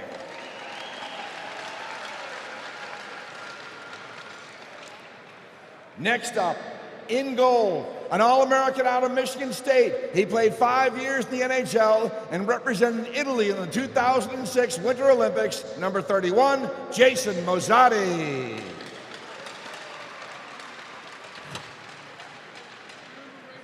"15 years in the NHL. He won 2 Stanley Cups with Montreal and Dallas. He was the first captain in the history of the Florida Panthers. Number 20, Brian Skrudland. An All-American out of Michigan State, 14 years in the NHL. 7 times he played on Team USA, over 1,000 career games. Number 10, Kelly Miller. Our first-round draft pick by Quebec. He went on to play 16 years in the NHL and spent 5 seasons with the New York Rangers. On defense, number 21, David Shaw. A first-round draft pick and Stanley Cup champion with the Montreal Canadiens. This versatile forward was the former captain of the Winnipeg Jets. He played 15 seasons. Number 23, Lucien Deblois. 14 years in the NHL, he spent 9 seasons here in Detroit, but as a member of the New York Rangers, he scored 43 goals in 1990. Please welcome number 25, John Ogrodnik.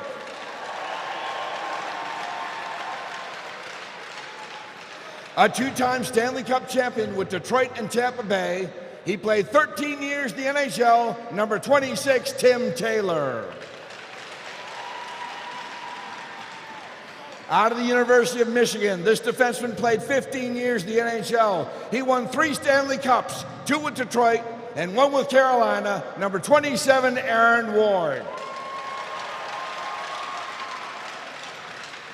Out of Michigan Tech and Traverse City, 8 years in the NHL. He was the All-Star MVP in 2016 with 2 goals in the game. Number 28, John Scott. A participant in last year's Red Wings game against the Boston Bruins, his grandfather won a Stanley Cup many decades ago from Grand Valley State, number 31, Marc Cormier. And once again, an All-American out of Michigan State. This guy played in the Italian Olympic hockey team in 2006, 5 years in the NHL, number 31, Jason Mozzati. On the board. This next player was drafted by Montreal and made his NHL debut at age 18. A member of the 1986 Stanley Cup Championship team, this guy was in the Stanley Cup Finals with Vancouver. Please welcome Big Mo, number 32, Sergio Momesso. Out of Michigan State, 11 years in the league. He played with the Rangers in 1991. You know him from the Big Miller hockey family. He played in the Canada Cup 3 times and the World Championships. Number 32, Kevin Miller. Next up, out of Michigan State, 8 years in the NHL. He spent 2 seasons with the New York Rangers. He had 3 times he won a gold medal with Team USA. Number 38, Corey Potter. And finally, an All-American out of the University of Michigan. He played 12 years in the NHL, and 4 times he played on Team USA on defense. Number 44, Matt Hunwick. Your coaches for the Rangers today. 13 years in the NHL, the all-time leader in penalty minutes for an American in the National Hockey League. He's had a hit book, has a great podcast, a Stanley Cup champion. We call him Knuckles, Chris Nyland. Also on the bench, 1 year in the NHL with the Rangers. He also played in the CHL, IHL, and AHL. Say hello to Mr. Ray Markham. And now, let's meet your Detroit Red Wings alumni.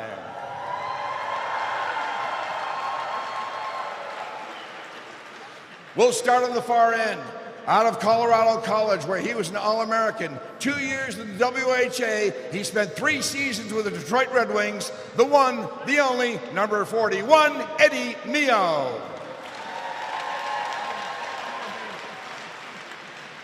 17 years in the NHL, a Stanley Cup champion in 1999 with Dallas. 2 times he appeared in the Winter Olympics with Team USA, a 2-time All-Star. Number 2, Darian Hatcher.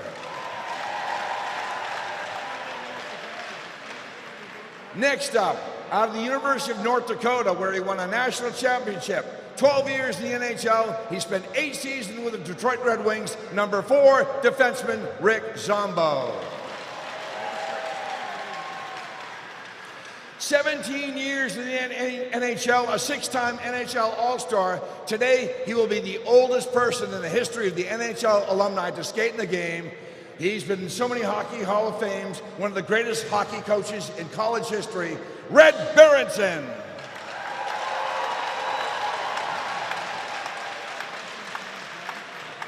He broke in as a right winger and was moved to defense. He won 3 Stanley Cup championships with the Red Wings, 14 years in the NHL, over 900 career games. Number 11, Matthew Dandino. A first-round draft pick. He played 5 seasons with the Detroit Red Wings and 10 years in the NHL. He scored over 100 goals in his NHL career. Number 14, Brent Fedek. An All-American out of Michigan State.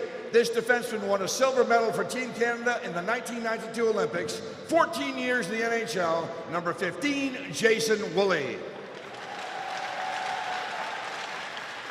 An All-American out of Boston College. He won gold medals with Team USA. 14 years in the NHL. 5 seasons with the Wings. Number 17, Patrick Eaves.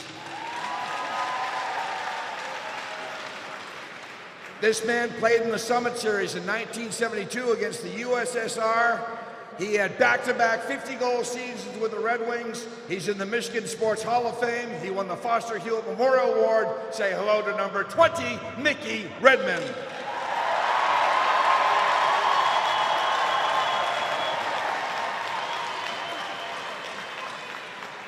A member of the U.S. Hockey Hall of Fame. He won the Lester Patrick Trophy and went on to play 14 years in the NHL.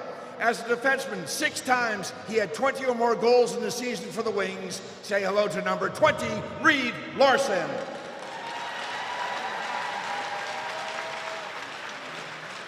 From Michigan State. This guy was a Stanley Cup champion in 2007 with Anaheim, 11 years in the NHL, 8 with Detroit, number 20, Drew Miller. A member of Hockey's Hall of Fame, 19 years in the NHL, he spent 4 seasons with Detroit, This man 7 times has over 40 goals in the season, twice over 50 goals, most points ever in goals by a rookie. Number 22, Dino Cicerelli.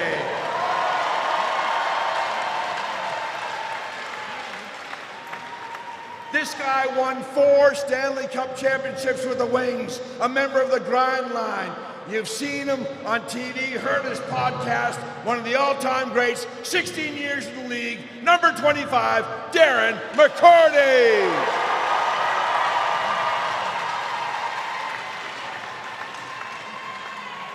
An All-American out of the University of Michigan, the first goalie in college history to record 100 career wins.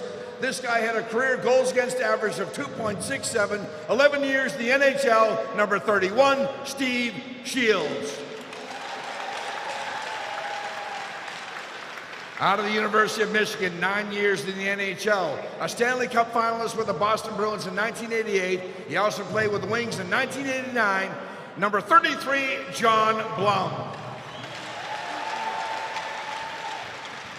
On defense, an All-American out of Western Michigan, 10 years in the NHL. He was Detroit's Rookie of the Year, alternate captain, number 65, Danny DeKeyser.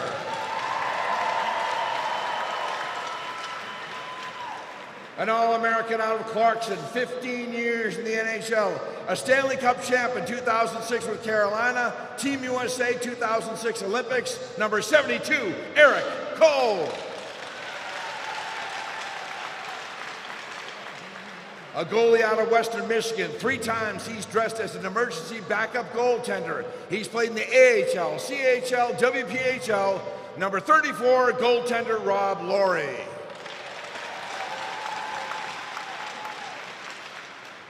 Introducing your coaches today. 14 years in the NHL, nearly 1,000 career games, played in the World Cup in 1979, an all-star and former captain of the Wings, Nick Libet. A 16-year veteran defenseman, this man won 3 Stanley Cups with the New York Islanders. He coached Detroit to the President's Trophy. Please welcome Dave Lewis.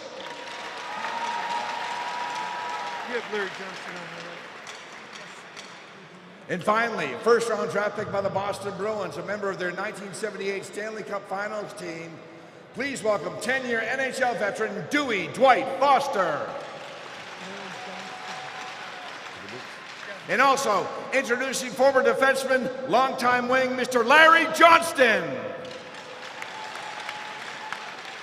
Introducing the fist bump kids, come on out here. Jonathan Pastor, Mason Young, John Peshko, and Jackson Matty. Come on out here, fist bump kids.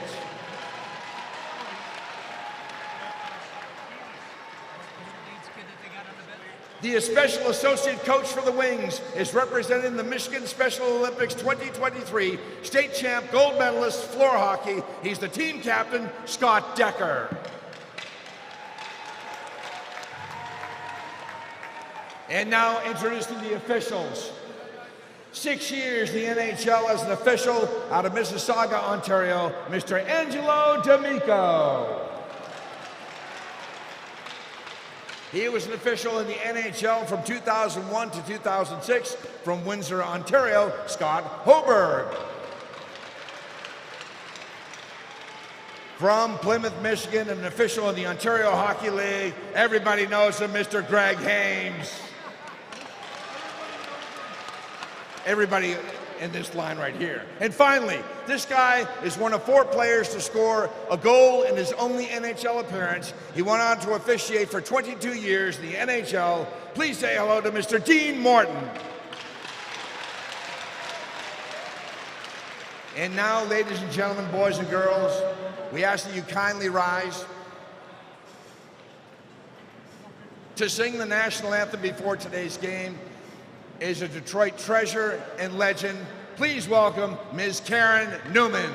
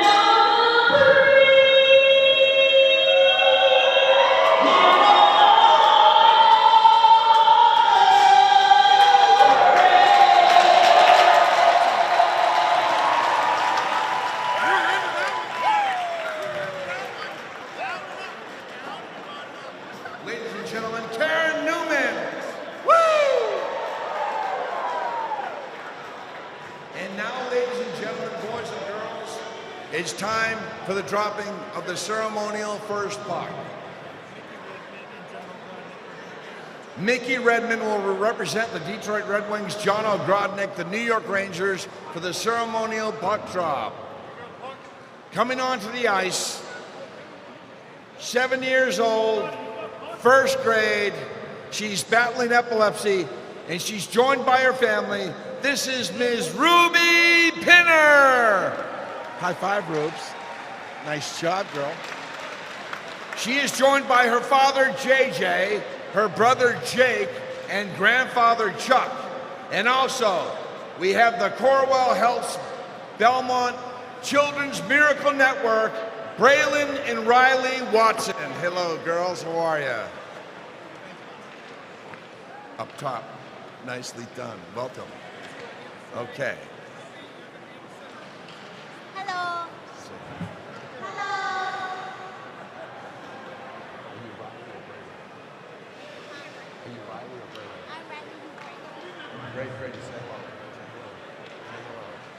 So the pregame festivities underway. Time to play hockey here, Sean. Broadway Bernie Nichols there taking the draw with Mickey Redmond. Boy, isn't that cool to see, huh? It really is. You know, all the talk about Austin Matthews this year chasing 70. I don't know if a lot of people remember Bernie Nichols scored 70, 88, 89. Gretzky's first year in LA. He was a second line center. He's one of 8 players to do that.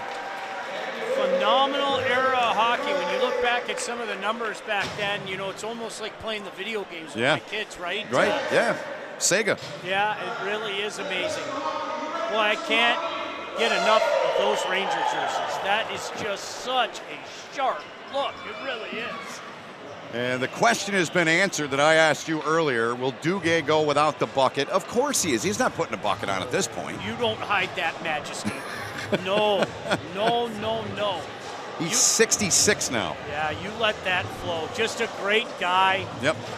Really is. Had a chance to talk to him extensively a few weeks ago. Just couldn't be a nicer human being. So he skates around. Darian Hatcher will start on defense with Jason Woolley for the Wings. Drew Miller will center Eric Cole and McCarty. Duguay with Nichols, Aaron Ward, and Chris Tamer, the 2 Michigan guys. And Ogrodnik, the 3rd forward for the Rangers to start the hockey game. Well, I tell you what, Eric Cole, he looks lean and mean, doesn't he? He does. My goodness gracious. Yep. Still got that lovely beard going. Yep. But, best playoff beard in hockey. Let's get this going.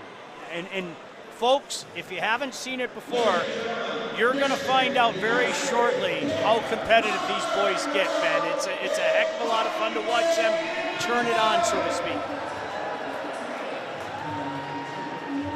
Bernie Nichols and Drew Miller will start the game.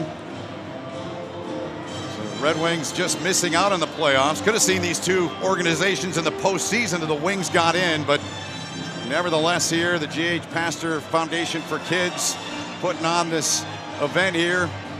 4 charities they're involved in, Children's Miracle Network among those, and a great cause and a good turnout. Now, I was standing next to Darian Hatcher just a few minutes before the game. Yeah. He is a monster. I mean, he really is a monster. Jason Woolley, great Michigan State Spartan from his college days. We chatted with him on the way in. He was a player agent for a long time. He said, I'm coaching 5- and 6-year-olds now, Ben. It's a lot easier. Yeah.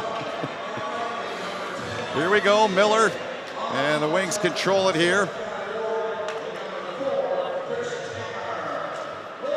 Wings in Boston was a high-scoring game back in September. And the Wings want redemption. You know they do, as it's played back here for Tamer, Aaron Ward. 5th overall pick of Winnipeg back in his days when he played at Michigan. Traded to the Red Wings. Some good years, good career he's had. Of course, the Wings have Darren Helm, too. In that last game, he just retired. He won the Cup last year, 22, I should say, with Colorado. But here's McCarty on to Eric Cole. And in case you're wondering, he can still fly. Oh, my goodness. My goodness, when he turned it on in that game, it was incredible. Was. Ryan Scrudlin, late man coming. Miller with a shot and a pad save from the cagey vet, Eddie Meehl. Looked like Brian Scrudlin and Mike McPhee down there working each other. Scrudlin knew exactly where he was. Miller, unfortunately, couldn't pop her home. Here comes John Scott now. Plays it ahead, gets it back, shoots and scores. MVP form of the All-Star game a few years ago on that shot. 1-0 Rangers. How about that release? And you know, I always laugh. I think the word goon kind of makes me laugh. Take a look at that shot.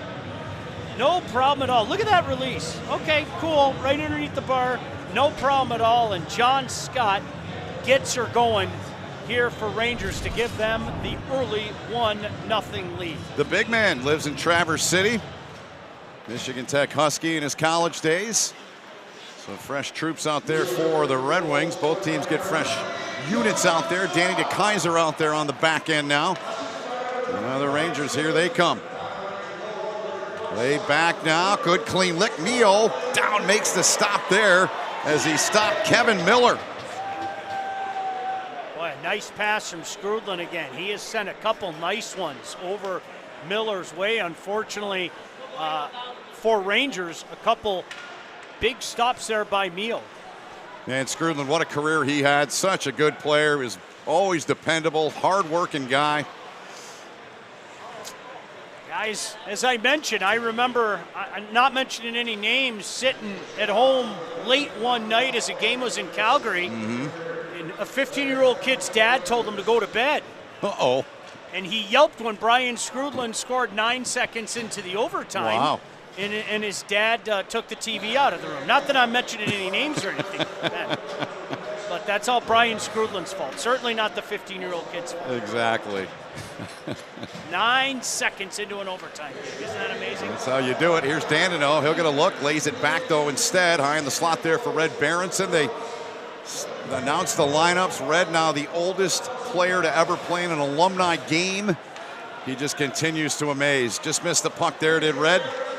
Trying to chip it back. Mickey out there, no bucket out of him. Now Corey Potter will carry in. Former Spartan missed the net. Craig Nienhaus out there as well. He's the post-game music. Here comes Dandino walking in, and Dandino could not get a shot away there. Craig's son Nash just finished his career at Michigan State. Great young guy, helping turn that Spartan program around. Their entire family's so proud. Heck of a great career there and a bright future up in East Lansing under Coach Nightingale. Eric Cole trying to flip it through. Indeed the case. You're a Spartan, right? Yes, sir. That's what I thought. Go green. Go white. I grew up in Holt, so it's kind of hard not to be. All my Michigan friends are listening. Yeah, that's Holden, all right, but it's just the honest truth. I like both, but when I have to pick one, I pick State. Here comes Eric Cole now. McCarty will drive the net. Laid back here, Drew Miller, speaking of Spartans, and he scores on cue. Snapped in down low for Miller. Yeah, we didn't plan that out, folks. I'm telling you, I know it certainly seemed that way, but I had a chance to talk to Drew a little bit yesterday via text, and he was excited for this. Again, there's that release. My goodness gracious, you can't teach that. That's just something you have. Quick release there. Didn't have a prayer. We're all tied up at one apiece. David Shaw now. Up there with Chris Tamer. Boy, he had a mean streak when he played, didn't he? Tamer. I actually saw him many, many years ago with the Redford Royals. And really? Let me tell you something. He was a ball of fire. We were all afraid of him, to be honest. Yeah? Yeah? I'm not surprised. McCarty tries to center it. David Shaw waiting, and he banks one ahead for the 50-goal scorer back in his prime, John Ogrodnik, and shooting on his own teammate, his old teammate, Mio, missed the net. Johnny O, boy, I don't think he gets a credit that he deserves. He was a sniper for a bit there in the National Hockey League and went to Quebec and then Rangers. Now McCarty down on the side of the crease there. And the end wall. 64 is John Ogrodnik. He waves, gets a change, does the Edmonton native, 4th-round pick in 79 of the Red Wings. Patrick Eaves. 6 minutes gone, a 1-1 tie. John Scott, Drew Miller, the goal scorers in that order for the Rangers and Red Wings. Eaves, Brent Fennick. Trying to center it. It slides all the way out to John Blum at center. Look, speaking of beards, look at Eaves' beard. Is that thing majestic? Mountain man. My goodness gracious. Majestic, good word for it. Those guys, Eric Cole, Aaron Ward, Patrick Eaves, their career ended, decided to make the Raleigh area home. Great hockey community, Ben. I'm sure you know that down there. Great hockey community down in Carolina. All right, Sean. Well, we have a cast of many on our broadcast here today. The one and only Meltdown, one of them, down to him for an update. Oh, here we are. There's the camera right there, Tames. I didn't even know we were on camera. There we go. All right, perfect. Here with Chris Tamer, of course, University of Michigan, played with many teams in the NHL, including 1 year with the Rangers. How you feeling out there? I'm feeling pretty good. So far, so good. I know it's a long game, but the legs are still holding up, and they got some skaters on that team. Yeah, I think that you're getting all your breath because of all the drills we used to do many, many years ago, all the ladders. I played with a lot of great players. I played with Aaron Ward. He's my partner here. A few other guys I used to play with here. But we also used to play together, me and you, Meltdown, and we had some good games. I'll tell you what, guys, up in the press box, Tames and I used to do these ladders after we played, and I've never been so burned out my whole life. We had to do them under 55 seconds, right? Which coach made you do that? Well, it was Bob Hartley in Atlanta, and if you got injured, you had to do the mountain in under 52 and then 55 seconds. And that was one of you got a lot of strengths. That could have been one of your weaknesses to getting in shape, so I wanted to help out. What is it like to play against Red? You know, he's a legend. He's amazing. He's a Hall of Famer. Should be a Hall of Famer. Along with all these other guys that are out here. The guys I used to watch playing when I was a kid, like Ron Duguay, Reed Larson, Johnny Ogrodnik. It's really cool for me to be out here playing with these guys. And then the guys my era that I haven't seen in a while. This is a great event. I'm so happy to be here. Well, Tames, thanks so much for stopping down and talking with us. One of the best dudes and one of the toughest guys I've ever played with, Chris Tamer, right here. Thanks, Meltdown. I don't think there's a player that Meltdown doesn't know that has ties to this area. I mean, the guy's plugged in so well. Yeah, no doubt about that. And those Sunday morning, Monday morning, Tuesday night sessions, I've seen a few of them. Yep. 1-1 our score as we tick down on 9 gone here in the opening period. Rangers in their new look blue shirts. Here's a chance now for Cole. That one deflected just wide as David Shaw challenged him there. Darian Hatcher down low. They looked in front to Cole. Cole from upstate New York played his college puck at Clarkson. Eddie Mio out. Darian Hatcher takes his time to Jason Woolley. Woolley was always such a good skater in his days, so many years in Buffalo. Last NHL team he played for was Detroit. Sent back in behind the goal. Played around by the Rangers. Aaron Ward. Centered. Cicerelli. Touching one back. Fedek chipped it back towards the half wall. Now Drew Miller, who's got the Red Wing goal. Near circle. De Kaiser takes a look. Shot never got to the goal, but that one's finished off in tight. And the Red Wings take a 2-1 lead. How about those quick hands? Boy, oh boy. Miller's putting on a show here today. It's Miller again. Miller time. Watch these quick hands down around the net. You know, we talked about his release earlier on his first goal. But take a look. Wings just had tons of pressure. Look at ding, ding, just like that. You give him a second, he's going to pop that home. And Miller with a couple here, vying for the first star of the game early, but here come Rangers. They do. Nichols played it back for Duguay. Ron Duguay takes the return from Kasparaitis. Up top, Tamer slings it down into the near corner. Nichols trying to find it, unable to. Patrick Eaves.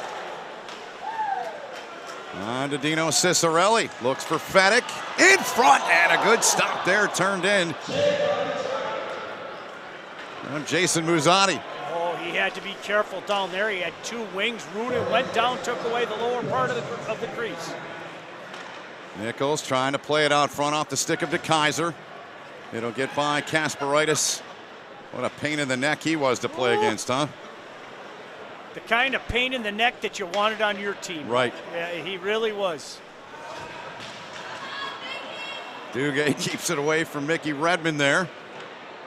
And the puck is stopped and played aside there by Steve Shields now in. And goaltender on the fly. Goalie changes, huh? Yeah. I think we're going to see at some point in time one of the heroes from our first game. The average Joe, Mark Cormier. Yeah. He's wearing a Ranger jersey today. Let's check in with Meltdown. Yeah, we're just talking about guys having had the privilege and just the honor to play with it. One of them is Drew Miller. 2 goals already today, dude. Yeah, you know, we played the Bruins in our last game, and we lost, so we got to get a lead here and get going in the first period. Yeah. Sniping out there. I wouldn't consider it a snipe, but shots on net. Tell everybody what you're doing now that you retired. Yeah, so now post-hockey career, I'm in the insurance industry with KIG Insurance out of Southfield, so it's fun. Good transition.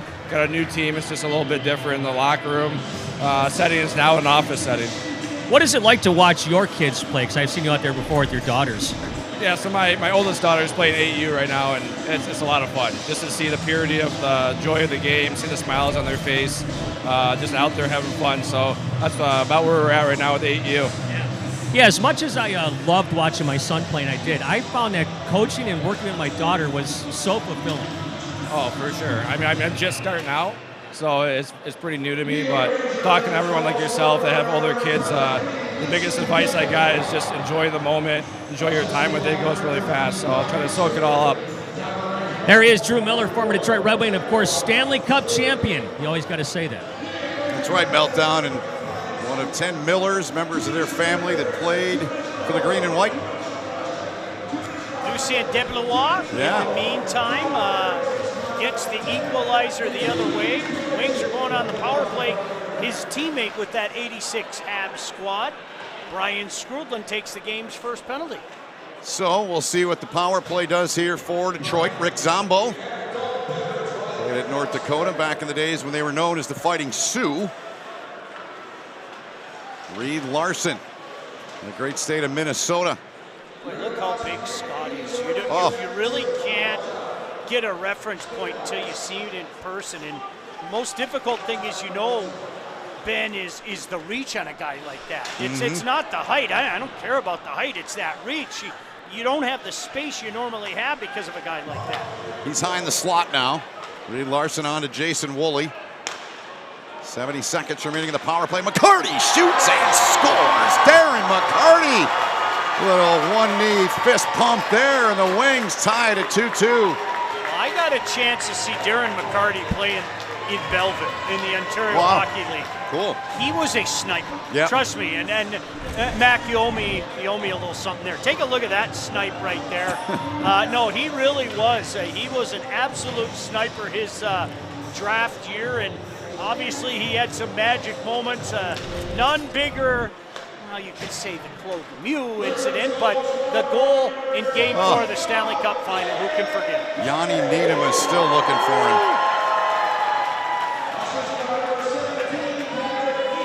Good hockey game, 5.5 to go, 2-2.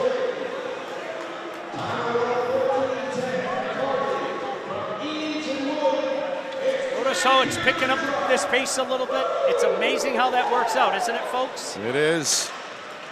Drew Miller with 2, it's 3-2. It's McCarty puts in the go-ahead goal here, just over 5 to play in the first period.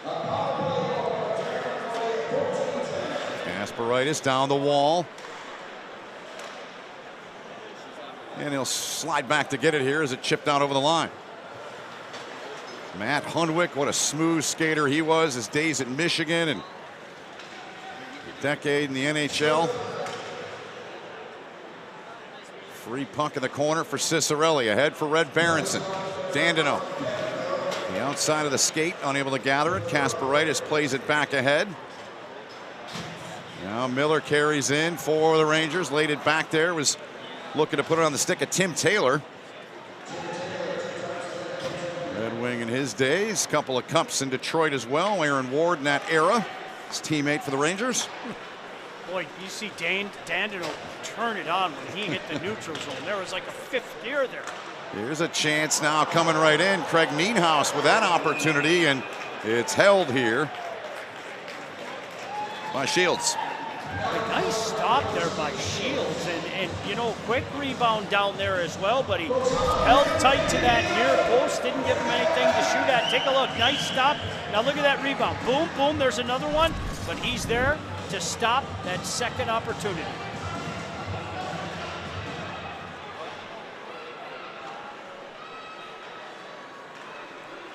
Redmond now getting it to Red Berenson in the neutral zone. How about this line?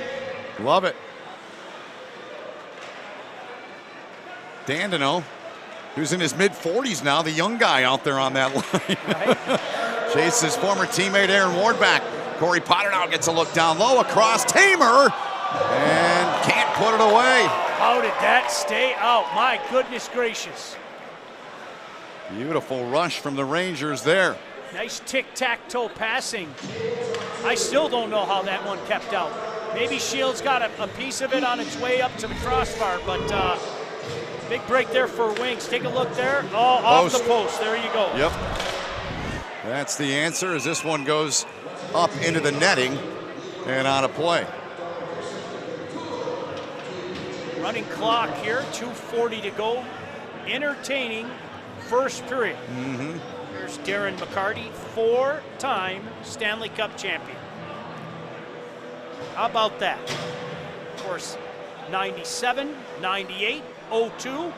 Went to Calgary for a little bit, but came back here and won that last cup in 2008. 2 years there, 05 to 07. It was never right seeing him in a Calgary sweater. It wasn't. But we all get it, it's a business. And it was great to see him come back. David Shaw keeps the puck in. Good opportunity there for Ogrodnik, tried to redirect it home. Bernie Nichols. Ron Duguay looks up the wall, jumping down from the line. Duguay trying to get the puck back free and away there. But the Wings have possession. McCarty now speeding ahead. Eric Cole chipped it in, but it'll be played away by Muzzatti. Or Shields and Muzzatti, no strangers to these parts. Played the Michigan State rivalry, and many will tell you it inspired and fueled it when they got in that scrap at Joe Louis. You remember that, Sean? Oh, yeah. What a moment that was in the history of that rivalry. 80 seconds to go in the period now. 3-2 Red Wings, steered away by Shields. Down low, just out of the reach there, couldn't get it with a trapper. Hatcher down in the corner, Nichols back out there. Kasparaitis, half clapper there, let up on it on the stick of Hatcher. You saw the same thing that I did. He wound up and then he said, did. okay, I'm not going to do this. I'm not going to do this. But he wanted to. Instincts, right? Yep. He's played the puck back. Rangers come away with it. 45 to go now. Dandino coming back. Brian Skrudlin laid it back. Kasparaitis couldn't play it. They're going to whistle this, and we got a penalty coming up. I believe a slash is the call. Well, the funny thing about that rush is you might be able to get Darius Kasparaitis. He slashed himself. That was funny. He gave himself a slash, and then he gave Skrudlin a slash. You can see Matthew Dandino. He didn't like that. He kind of gave the bob with the glove. But, no, it was funny on that rush. I think maybe he felt like Skrudlin was lagging a little bit, so he hit his own leg first and then kind of hit Skrudlin as if to say, come on, get going. So Ranger power play here. Half a minute to go in the period. Ward's on the back end here. Skrudlin out there up front. Puck ahead to him. Steered ahead at the line. Hatcher there. They couldn't get it in deep. Kasparaitis buzzing around out there as well. In front. And Shields gets over there. Skrudlin now. John Scott. He opened a scoring and another bullet up top from the big man, Scott. Look at that smile on his face. You think he's having fun. A couple of goals already. That one on the power play, and that's going to tie this one up as we head to this first intermission. What a way to end the period. A power play tally. Scott with 2 in the opening period. Drew Miller with 2. And the hockey game is tied at 3-3 after 1 period of play.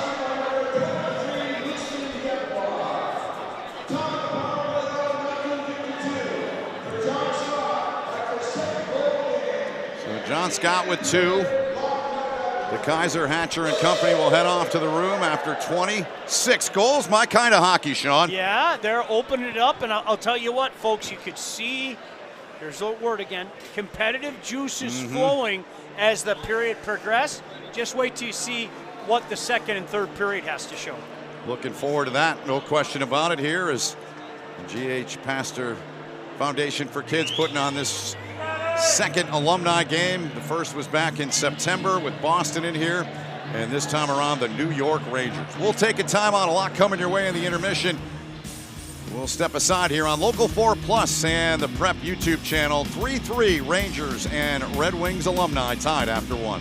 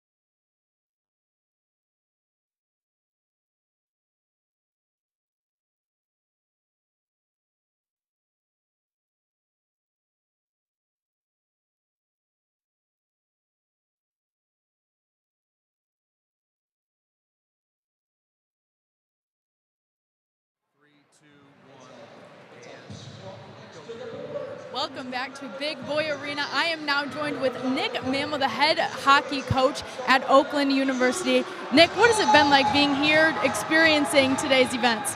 Well, it's an awesome event to put on for the foundation, also for my players to have first-hand experience with some of the players here. Like, they're just in awe. So be able to help them out and get to rub elbows with hockey-like people, we really appreciate the Pastor Foundation reaching out to us and being able to help. What has your team's role been in today? So we're basically like player VIP. We do the valet, we grab their bags, you know, the boys, hey, I need a coffee, my boys get it.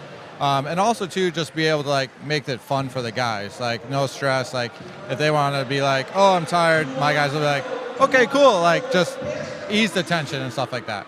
Totally, making everybody have a good time. Speaking of good time, we saw Vladdy make his hockey comeback earlier. How special was that moment?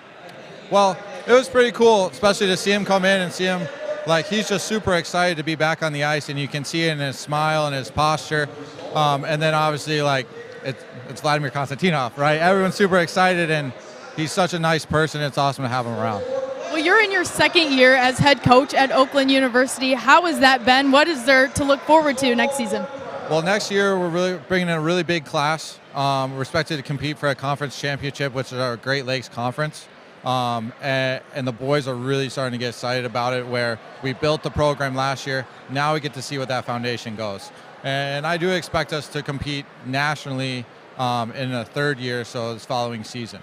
What does the off season look like at OU? Is there any off season? Yeah, so we have a full-time strength coach. He gets the boys going, and then we just send out monthly challenges. So run a mile, do pull-ups, just make them busy, but also, you know, outside of hockey is such a huge aspect of life that go do what you need to do. Go work. Go have fun, just relax. Coach, thank you so much for joining us today, and we are going to throw it over to the other Nick. Nick? All right, Kara, thank you so much. We appreciate that. So we are up here on the concourse just hanging out with fans, talking to people. All right, come here real quick. We're live on Channel 4. I love you too. Hey, so did you just get here? Been here for a while? No, we came for the sled ice hockey so we could see Vladdy. All right, what was that like for you? Oh my God, it was great. It was great. It was kind of making us a little emotional, didn't it? Yeah, it did. It brought a little tear. Were you crying? I was crying too. I'm not going to lie. All right, thank you so much. Thanks. The man behind the camera, Mike, we're just going to take a walk down here and talk to some fans. Who wants to be on TV? I think you do. Sure. Live on Channel 4, the prep right now. What do you think of the game so far? Oh, it's been great. I love seeing some old faces that I haven't seen play hockey in a long time. And, yeah, we're having a great time. Do you think it was going to be a slower game, or is it a little faster, a little chippier than you thought? I think they're going at it pretty good. I mean, they didn't have the pads on. I knew that was going to be that way, but it was great seeing them play still. Seeing Mickey Redmond out there was amazing. The guy's 76 and still playing hockey. I can't believe it. So. Give me a final score prediction. I don't know. It's looking like 8-4. 8-4. Okay. All right. Thanks, man. I appreciate that. All right. We're going to find one more fan that we can go down here. Where's my super fans? Right here. Right there. Right here. This whole team. All right. So, what do you guys think so far? This is awesome. Is it? Yeah. Okay, but why? We get to see players that I grew up with and that my dad grew up with, and we're here for my dad's birthday. Whose birthday? Where's your dad at? Oh, he's at the seats. We left him back there. You're getting his beer, though, right? Exactly. Well, he's not. He's for not. Sure. All right.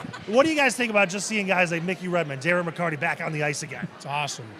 Awesome. And McCarty scored, so it's even better, yeah. On a power play, so does it still count? It still counts. Okay. All right. Thank you so much, guys. So many people having so much fun out here at Big Boy Arena. We're going to take a small break, give our crews just a few minutes to relax. We'll be back with action on the ice in just a few minutes.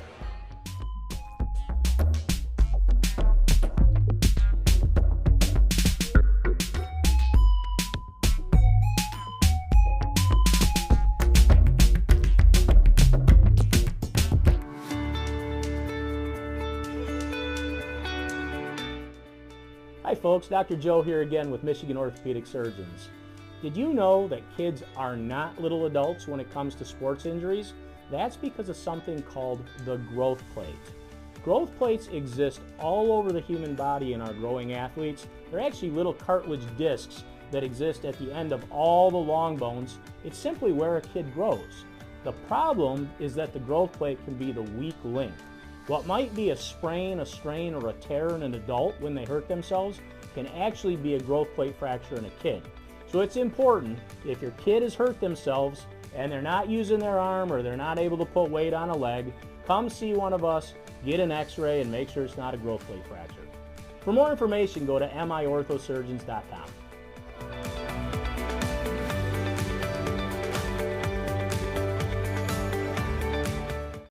Gotta wake up, gotta get dressed, gotta stick to the routine. Actually, hold up. Gotta break free. Gotta ask, why not? Why not fuel up and live your deep fried fantasy? Why not DIY your dinner for breakfast? Why not get whatever the freak you want when you want it? Why the sheets not?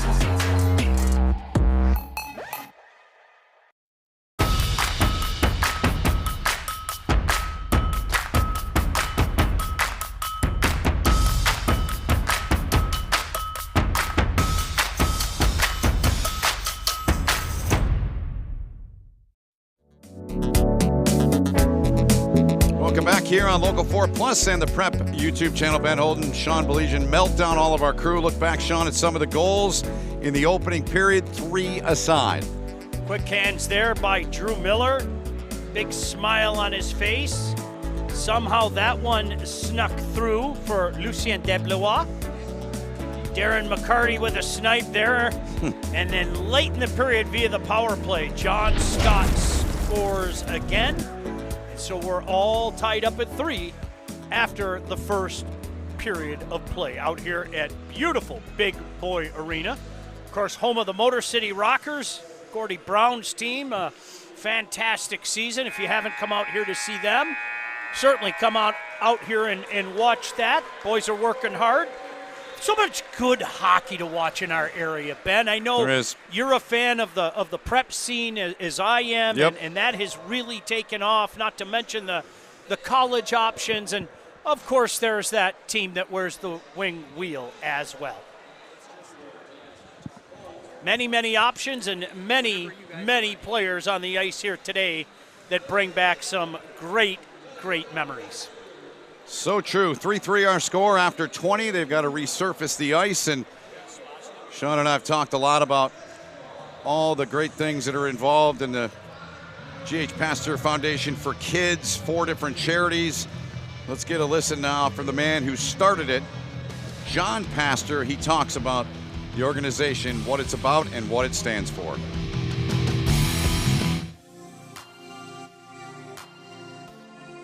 Hello, my name is John Pastor. I'm the president of the G.H. Pastor Foundation for Kids.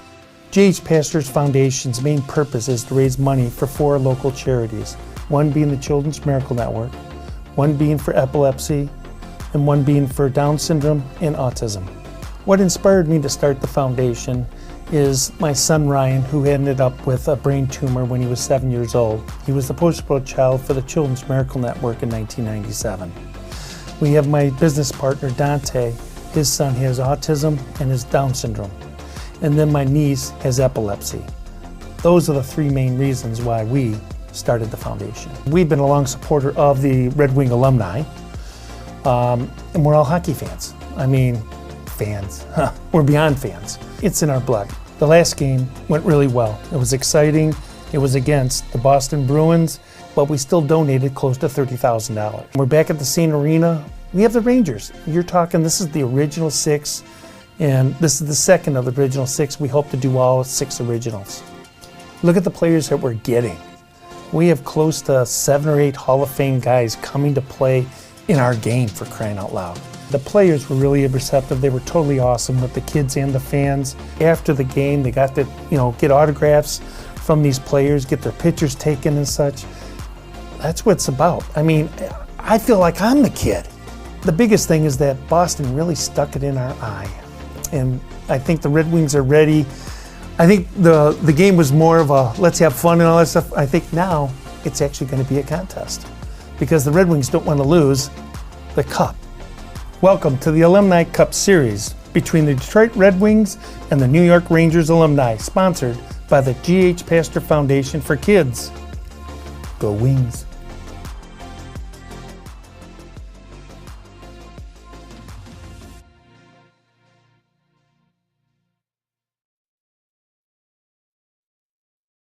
Years of playing sports took a toll on my feet. The worst was the tear in my Achilles tendon. I went to fix my feet today and I've been pain-free for 2 years. I'm back to pickleball 5 days a week. Amazing. I've been fixing foot pain for decades. Don't give up hope. Call or visit Fix My Feet today. Fix My Feet is now open in Rochester Hills, located on Rochester Road in the Target Center. Come in for a free consultation. Gotta wake up, gotta get dressed, gotta stick to the routine. Actually, hold up. Gotta break free. Gotta ask, why not?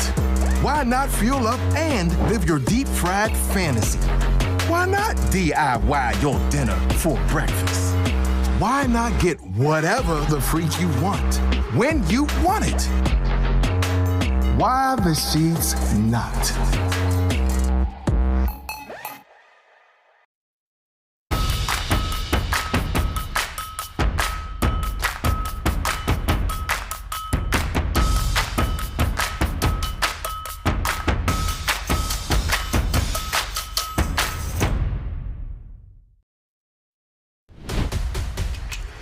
Lowering the shoulder.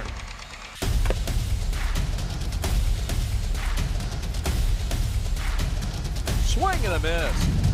McGinley scores! And it's going to be a challenge for us. I mean, they're a really talented football team. I think everybody knows that. Four wide receivers. Pressure. Steps up. Marshall wants to run again. Cuts down the middle of the field. All alone. Touchdown!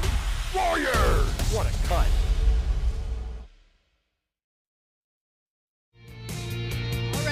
Welcome back to Big Boy Arena. I am here with Teresa, and she has been a part of Vladimir Konstantinov's care team for the past 25 years. Teresa, what was it like getting him ready for his big hockey return? It's been so amazing to watch the progression of him from the moment we thought about the idea and kind of thought, what the heck, let's try this out and see what happens. It's just been amazing to see him come alive.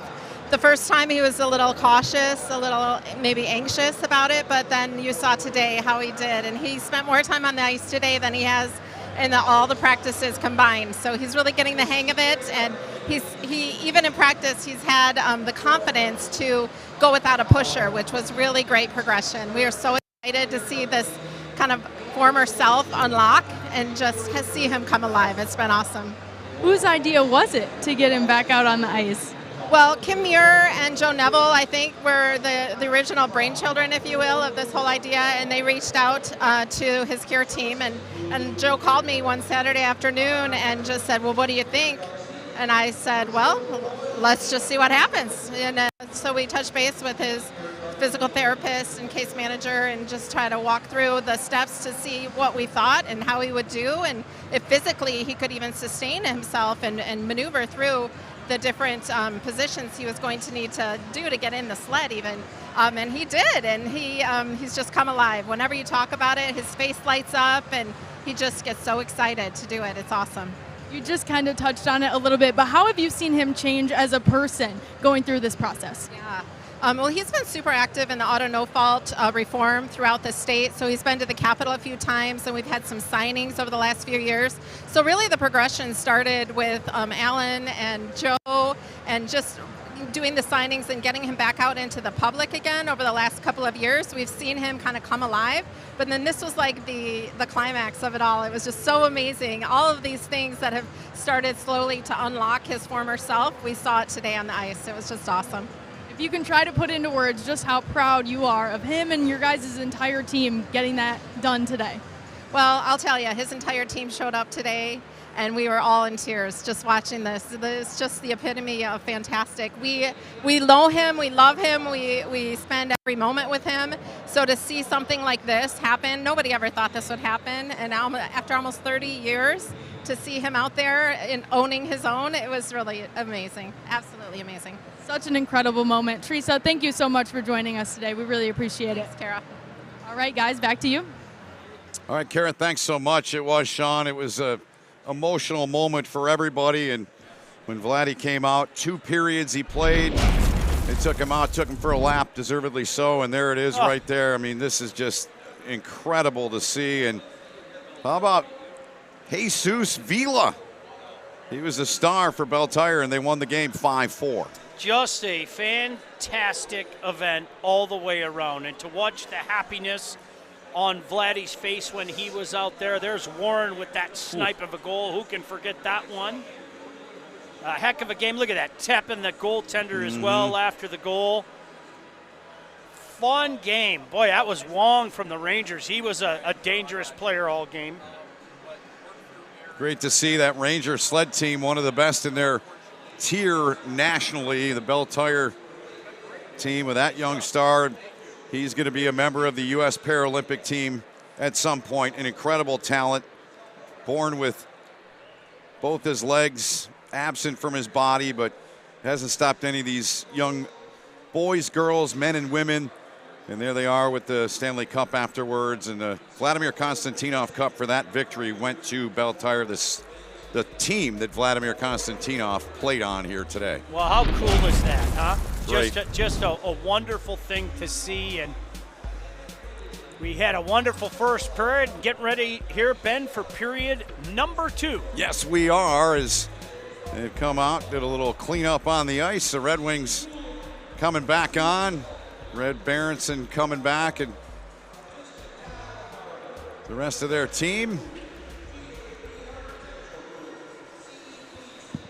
Nice to see Red Berenson out there, as you mentioned.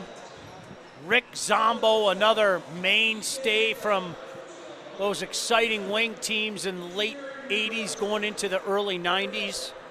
Just so many memories out there. Really, so many memories out there. Both teams. See Tim Taylor wearing the Rangers. Of course, here with the Red Wings as well. Getting ready for this second period of play. 3-3, the score here from Big Boy Arena. New York started the scoring. John Scott, he's got the 2 prettiest goals of this game. I mean, McCarty's was nice too, take nothing away from it, but a couple of nice shots from John Scott. Drew Miller with 2 in the first period. And the 2 sides coming back out. Getting set to begin the middle period of play. Is there a story behind these Ranger sweaters, Sean? Do you know, or is it just they wanted to change it up a little bit? I'm not sure. I just know our buddy Joe Neville gave me a sneak peek last week, and I said, oh. I mean, really, I hope you could all hear that, because that was my exact reaction. I just think those are beauts. I really do. Those are just great jerseys. Star-studded teams, both these teams. Stars of the past, and sure, they're throwing M&Ms away in the arena, so we'll take some. Sure, absolutely. Thank you. Well, isn't that nice? What kind of M&Ms are they? Oh, caramel. Ooh, cold brew. Okay, yeah, that sounds good. Could use those on the bench. Yeah, right over. I'm going to put my hand up. Yeah, you can throw a couple over here. Absolutely. Kara's saying, good. I don't All put right. that in my Whoa. body, right? So. It's like Halloween up here. Sounds good to me. Right? Having a laugh down there. You're seeing a lot of that. Patrick Eaves, look at that beard. That My is goodness. vintage. I wish I had the guts to grow something like that. Well, Rob Laurie is going to be in the Red Wing net. They played all 3 of their tenders. Started with Mio, went to Shields, and now Rob Laurie in goal. Marc Cormier coming over, shaking his hand over there. Got a chance to see Rob Laurie down at LCA last week, that exciting last home game of the year against the Habs. There's Darren McCarty, nice goal there. One of the Red Wing goals in the first period. Of course, Drew Miller with the other 2. Darren put him up 3-2. Jason Muzzatti stays in goal for the Rangers here. The referees, Angelo D'Amico and Scott Hoberg for the game. McCarty chatting up the ref, and Bernie Nichols out there as we're set to go here for period number 2 here. Of course, all the proceeds and the story behind this game and the sled game earlier today, the G.H. Pastor Foundation for Kids, 4 different charities raising money to help children and their families in need. We're seeing some of the sled players going around the arena. We're just I don't know, 6 feet above the concourse here, and it's really cool to see them. There's a young man right in front of us here to our left. He's 7 years old, played in the game today. Pretty cool stuff. Yeah, no doubt. So here we go, Red Wings in the white. Eric Cole playing it ahead onto the right wing for McCarty, trying to feather one back in front for Cole. Slowed, played up to the line. Big Darian Hatcher with it. On to Jason Woolley. McCarty trying for a little redirect. Drew Miller will track the puck. Trying to go back to Jason Woolley, but the Rangers come away with it. Aaron Ward's got it. Bernie Nichols. Grodnick leaving it there. Tamer now a look here on the near side in front. And Nichols tried to redirect that one. Couldn't get it to go home. Bernie gives him a playful shot as well, as if to say, you're not supposed to stop that. Yes, I am. There's a chance that leaks through, and McCarty has his second in the game. Muzzatti wants that one back, the old leaker, and it's now a 4-3 game. Well, how fun was that? He skated right by John Scott as well, as if to say, okay, tough guy, you know I can do that as well. Take a look. He's going to come right by John Scott and give him a little look. It's now the two tough guys have a couple goals apiece. Love it. Wings back on top. Let's see how Rangers respond. They've been able to a bunch here tonight. 2 for Darren, 2 for Miller. Drew, that is. A lot of Millers in this game. His uncle's playing on the opposite side. Here comes Detroit on the move. Cicerelli trying to steer that puck back. Played ahead now. John Scott following the play. One from the Hattie. Skrudlin in. Shoots. And a save there made by Laurie. Boy, good vision by Deblois. I think everybody thought he was shooting, and he saw Skrudlin trailing the play and getting into that scoring spot. Scott plays it on to Hunwick. Thought for a moment there Scott was going to try one from 59 feet, but instead they try for the redirect down low, and Laurie's got it left side of his goaltending apparatus there. No problem for Rob Laurie, young man that played at Western Michigan.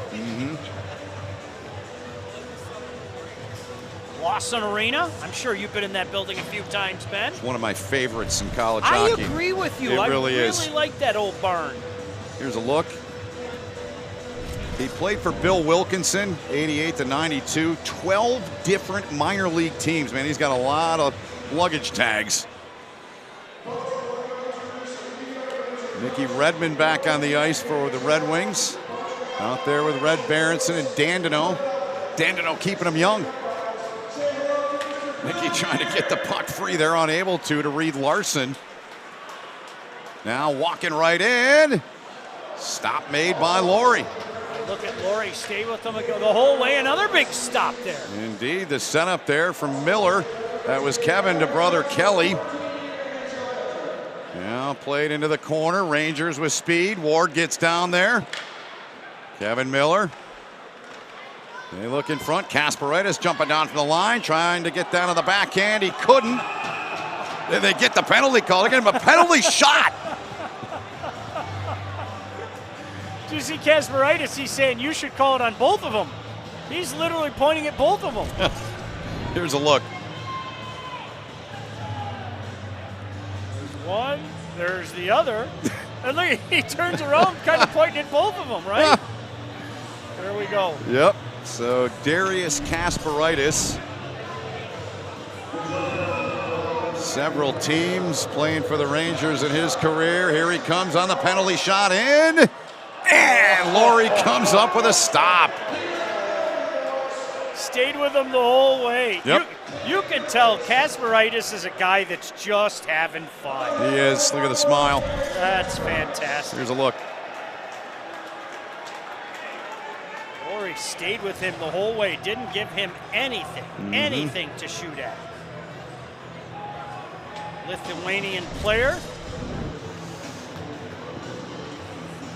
Laurie, he's already made some big stops here, huh? Handful, yeah, so far in the period. Rangers coached today by Chris Nyland, Ray Markham helping out.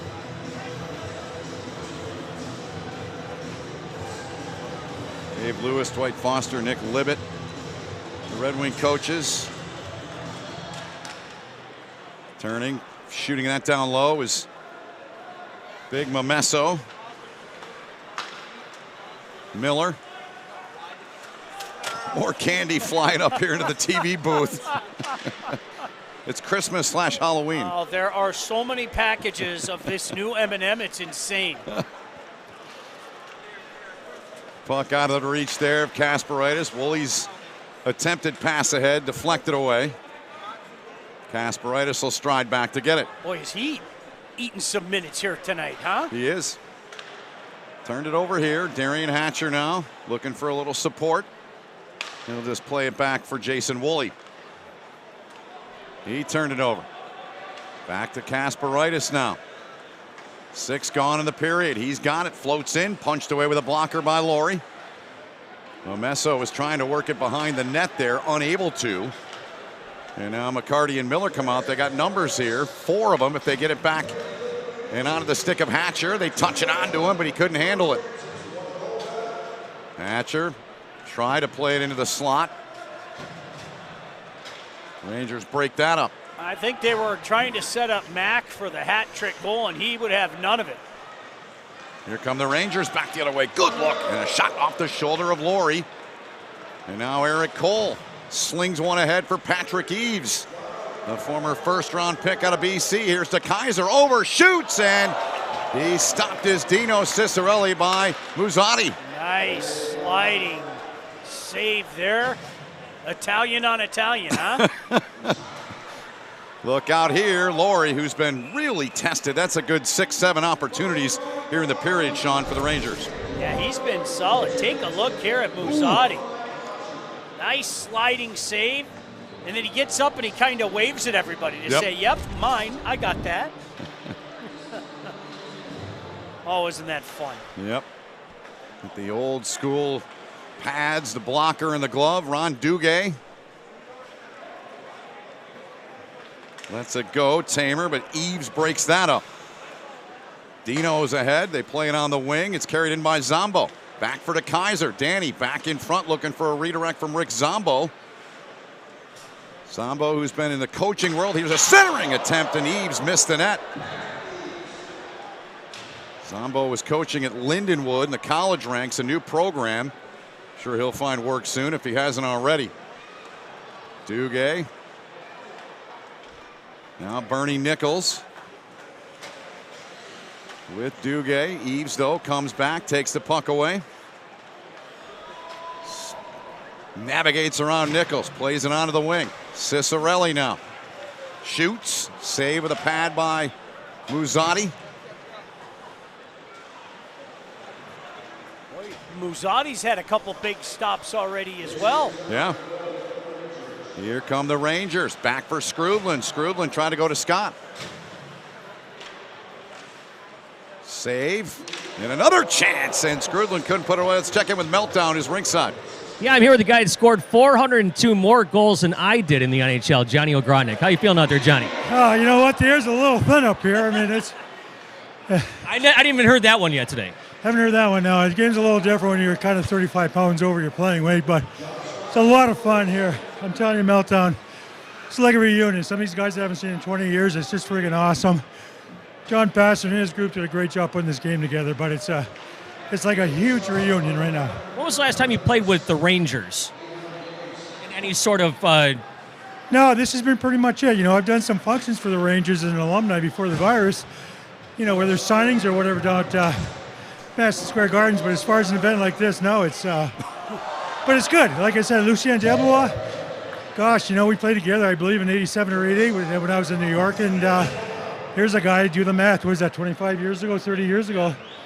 You know, we haven't seen the guy, and it's just a lot of fun. These guys are great. We're going to have a great time tonight. Nino singing and all that, and you know what, it really, really is a fun event. Well, Johnny, thanks so much for stopping by and talking to us. We'll see you later on tonight.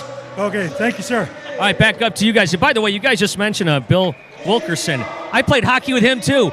Wilkie. Yeah, Wilkie. What a great guy. I haven't heard that name in years. Yeah, Wilkie's a good man.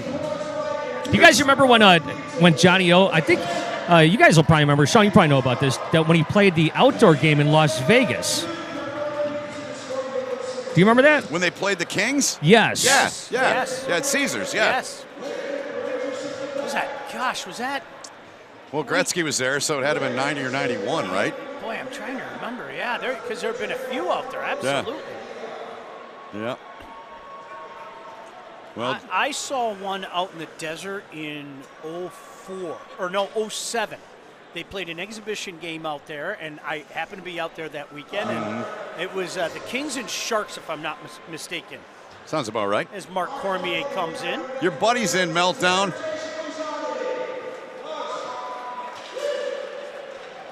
Crickets. He's going to talk you up, partner.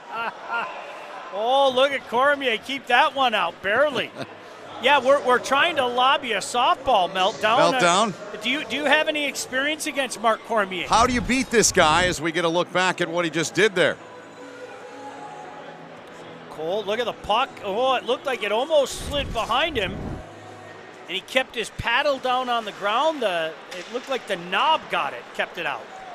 Well, I'm sure we'll be back to Meltdown, and he can chime in on the book on Mark Cormier. Puck laid back. Tamer's got a clean look.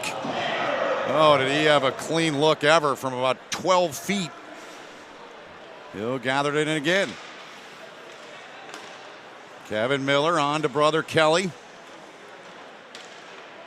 Need to get Kip out here for one of these games. Right? Here's Aaron Ward. Kelly, cross-ice look. Tamer. Jason Woolley. Try it again. Second effort to McCarty. As you said, Sean, he's one from the hat trick. So is John Scott. Long feed, yeah. Screwlin. Beg your pardon, that was Taylor. Now Patrick Eaves back with plenty of room. Watch by Aaron Ward. Aaron Ward blows a tire, and Eaves tried to flip that one, looked like off the right shoulder of Cormier. Oh, Eaves is going to give him the business for that. I can promise you. Wardo had a big smile on his face, though. No harm there. Rangers back on the attack now. Chance in there for Corey Potter. Boy, nifty backhand, just could not find it. Is right now, let's face it, outstanding goaltender down there in the wings end. 238s on the ice for the Rangers. Potter, the white helmet. Craig Nienhaus with the blue one right near the puck there. Out there with Momesso up front is Nienhaus. Very good friends with Mark Messier is Craig. Long-time relationship. Here's a chance, and Potter, 38-38, whistled it wide. Now Dino Cicerelli. De Kaiser trying to go back to him there. Craig Nienhaus came right back to him, tried to play it up the right wing and deflected back out to him. Momesso unable to handle that. Mickey Redmond there, knocking the puck away. I'm going to say it again, Rob Lorry's had to be very careful back there. Rangers looking for this equalizer. Seems like it's been 4-3 for a while now. 6.5 to go in the period. Ron Duguay to Matt Hunwick. Matt surveys. Cross-ice look. Ogrodnik down into the corner. Now Duguay. The flow looks good as ever. Deflected. Ogrodnik will get to it, free in the corner. Chance there, and Kasparaitis sneaks one in. Oh, he has been active today. So he's supposed to play defense. He's been all over the ice. You know, Ron Duguay comes over and gives him the fist bump, but Duguay's back on the blue line that whole shift as Kasparaitis has been very, very active and very, very happy to score that goal. He came close a couple times, and little fist pump there, having fun with the boys. They finally solve Rob Lorry. Down to Meltdown. Well, the guys were just asking me up in the booth, how do we solve this goalie, Mark Cormier, who I played yesterday and has scored for 3 goals. So I'll tell you the secret later, Jason. But Jason Woolley's here. Of course, shot heard around the world. How you feeling out there? Better this period. Better this period. It took me a while to get going. The national anthems and the introductions took care of those old legs. I'll tell you, we're doing good. We're having a blast. You guys may or may not know this, but Jason's a big rock fan. I'm constantly texting him, I want to go to rock shows. What's the last rock show you saw? Yeah, it's been a while.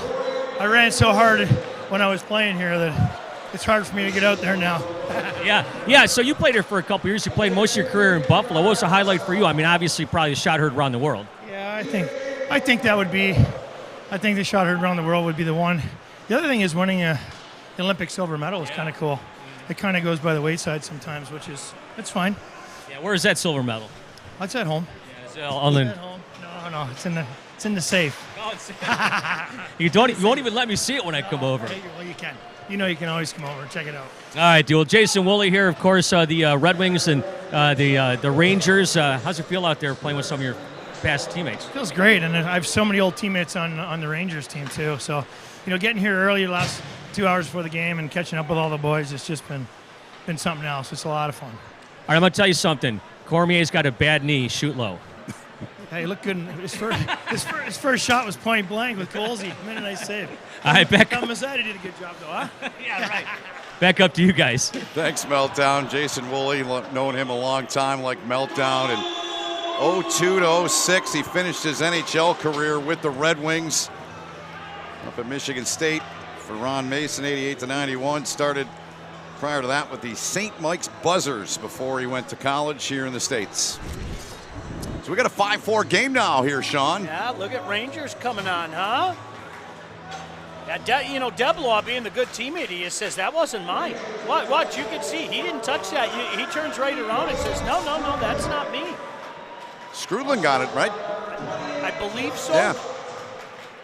We'll wait for the official announcement, but I think they said Brian Skrudlin. Yep, they did. And he's been closer tonight. Look at Rangers in the lead now. Putting a little heat on the hometown team here. Here's Deblois, had a look there to fire a shot there. Skrudlin on the goal, Deblois the assist. So it's 5-4 with under 3 to go here in period 2. Deblois touching on, 2-on-1, 3-on-1 if they hurry. Tamer gets it back, fanned on it, tried to flip it through there. Darian Hatcher there, they didn't connect though, the Rangers. Kasparaitis is back on, he's played a ton here in the second.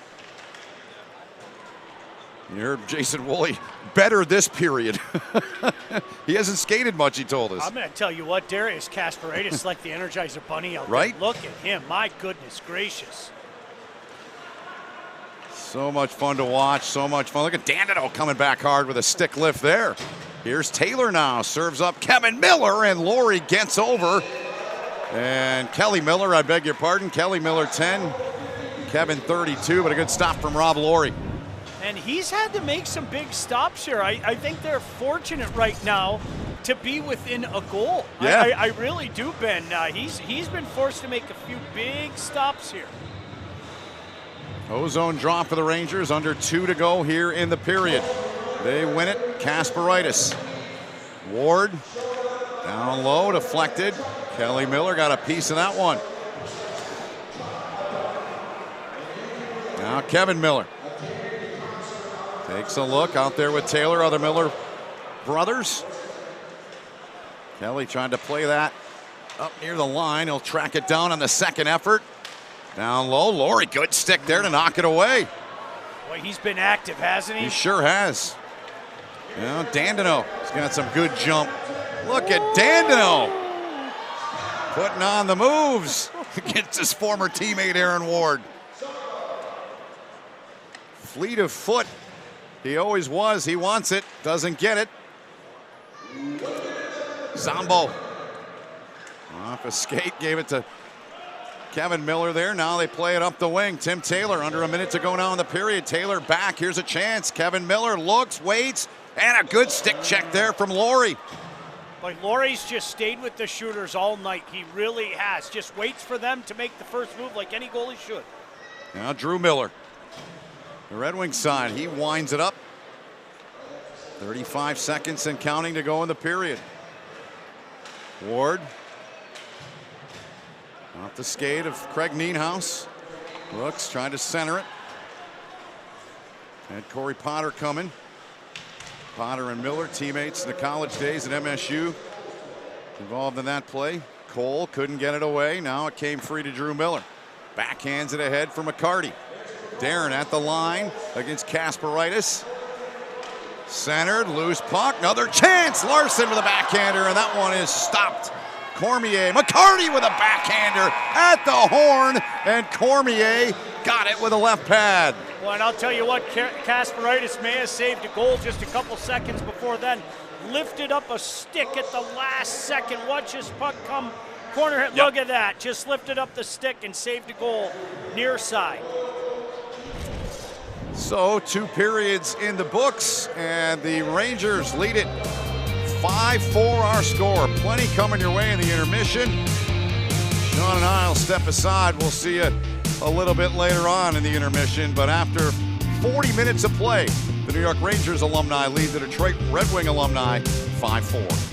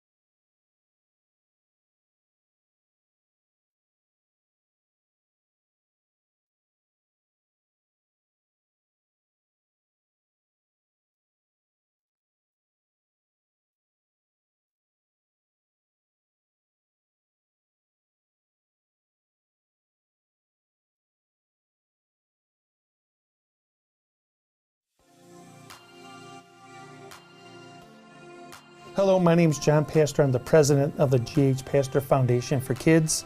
GH Pastors Foundation's main purpose is to raise money for 4 local charities, one being the Children's Miracle Network, one being for epilepsy, and one being for Down syndrome and autism. What inspired me to start the foundation is my son Ryan, who ended up with a brain tumor when he was 7 years old. He was the poster child for the Children's Miracle Network in 1997. We have my business partner Dante. His son has autism and has Down syndrome.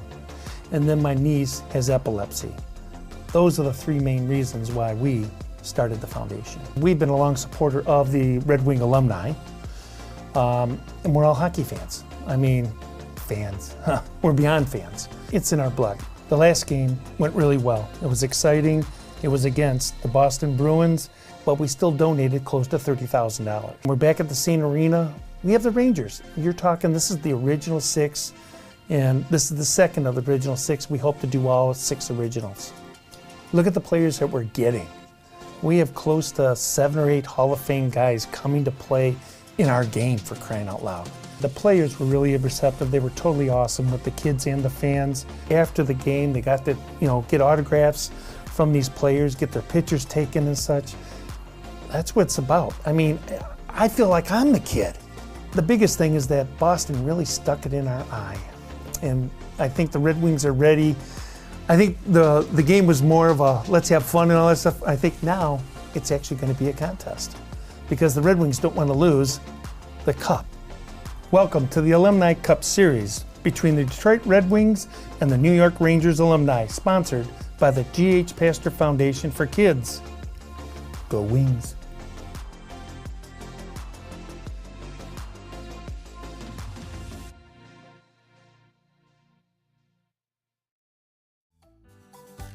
Everybody, we're here live on Local 4 Plus and the Preps YouTube channel, live down at ice level with John Pastor of the GH Pastor Foundation and some guy named Ricky Redmond. Ricky, you've been out there playing your butt off. How's it going so far? About as good as it can, and you don't skate as much as I do, but it's always fun. My goodness, to hook up with guys that you played against and guys that I've broadcasted over the years. Just a ton of great memories, and obviously for the right reason. It's we love to come out, Red Wing alumni especially, over the year to help causes of all sorts. Can't get enough of that. We were talking earlier on our show on Local 4, and it seems like of all professional sports, hockey is the best one when it comes to alumni giving back and supporting charities in their communities. We'd like to think so, I guess, but I mean, the hockey family, the hockey world is a very small world, and we're a brotherhood like nobody's business. So hockey takes heart. We got lots of heart and heart it takes to help other people. That's what John and his crew are doing, and that's what we try to do as well. All right, so the game on the ice, is it as fast as you anticipated, as chippy as you thought it might be? Not yet, but wait till the last 5 minutes of the game. Give me a final score prediction. It'll heat up. Final score, 7-6, the home team. All right, sounds good. Mickey, thank you so much. We're going to bring in John Pastor here from the foundation. I wanted to ask you, John, first of all, this has turned into much more than I think anybody thought it would in terms of attendance and the money raised and, frankly, the emotions surrounding Vladdy's return. How are you feeling and what are you thinking right now looking around this arena? Excited. I mean, how can you not be excited about what's going on here and stuff? It's a lot of hard work. I mean, I want to thank Joe Neville. He really worked his butt off doing this thing. My son Ryan and Dante DeVito, man, they've just really put their heart and souls into making what today's happened. So we can't thank even Channel 4 enough what you guys have done for us. We're happy to help, happy to be a part of the community. Let's talk about those charities, the kids that are benefiting. Children's Miracle Network, the Judson Center, Epilepsy out of Kentuckiana. Almost every kid that has some kind of issue is being supported today. You're right. You got the epilepsy, which is my niece, actually dropped the puck, so we got to see that. The Children's Miracle Network kids, it's a dual combo here to this year. And they're going to pick the 50-50 winner and the alumni jersey. So you can't beat it. It brings me to tears. We're excited what's going on, and I'm just happy that we got the folks here and what we're doing. And chucking ducks across the ice right now. We almost got nailed by one right there. The blue duck down there. There it is. You also talked about just the the emotions, about all the support. I don't know if you were anticipating all of this in just the second game you guys have ever done. Right. As you know, we just started this foundation last year.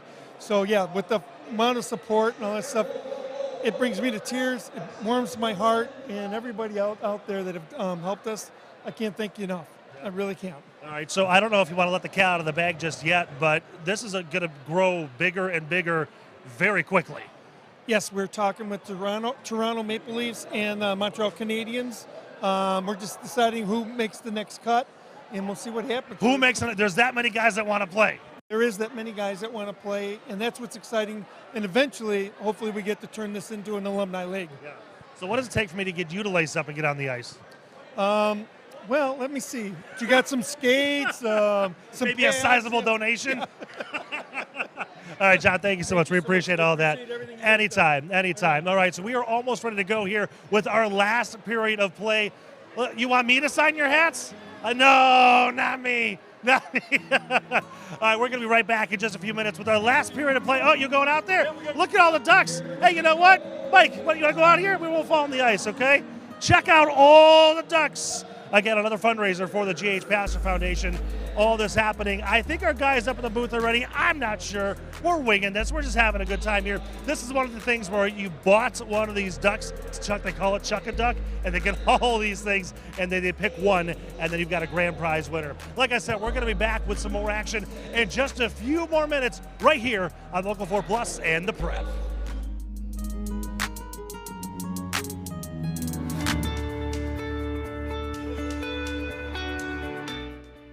Hi folks, Dr. Joe here again with Michigan Orthopedic Surgeons.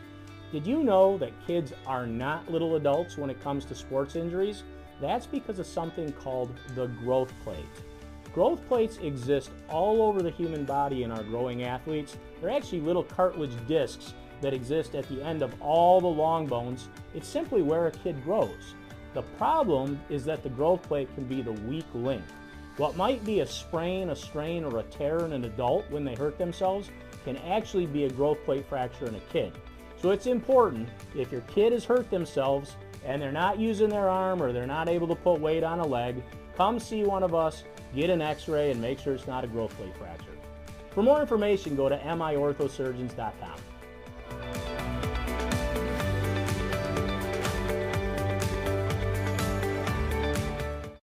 Gotta wake up, gotta get dressed, gotta stick to the routine. Actually, hold up. Gotta break free. Gotta ask, why not? Why not fuel up and live your deep-fried fantasy? Why not DIY your dinner for breakfast? Why not get whatever the freak you want when you want it? Why the sheets not?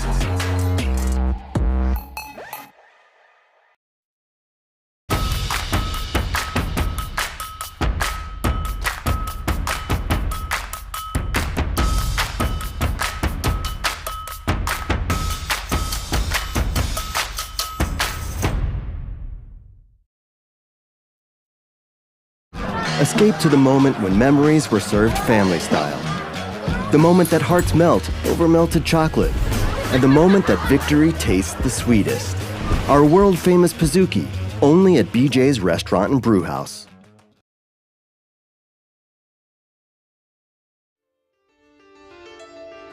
Ben Holden, Sean Belesian, the highlights from the second. Sean, Darren McCarty on the sheet again.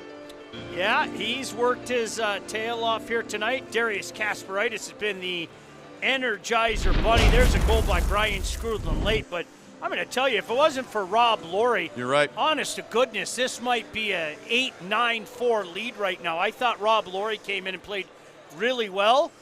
If there's anybody that wants to run on the ice and grab some of those ducks, feel free. The boys have kind of picked it up the last few minutes, but yeah, just a fun event here this afternoon, and looking forward to what should be an entertaining third period. Rangers on top by 1. They're going to clean up the Ducks, as Sean mentioned, on the ice. They'll do a little quick dry scrape of the ice, and we should be ready to get the third period underway in the second game in the Alumni Cup.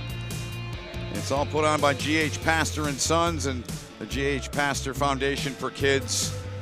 raising money for 4 children's charities. We'll take a timeout, come back, and get the third period underway here from Fraser, Michigan, right after this.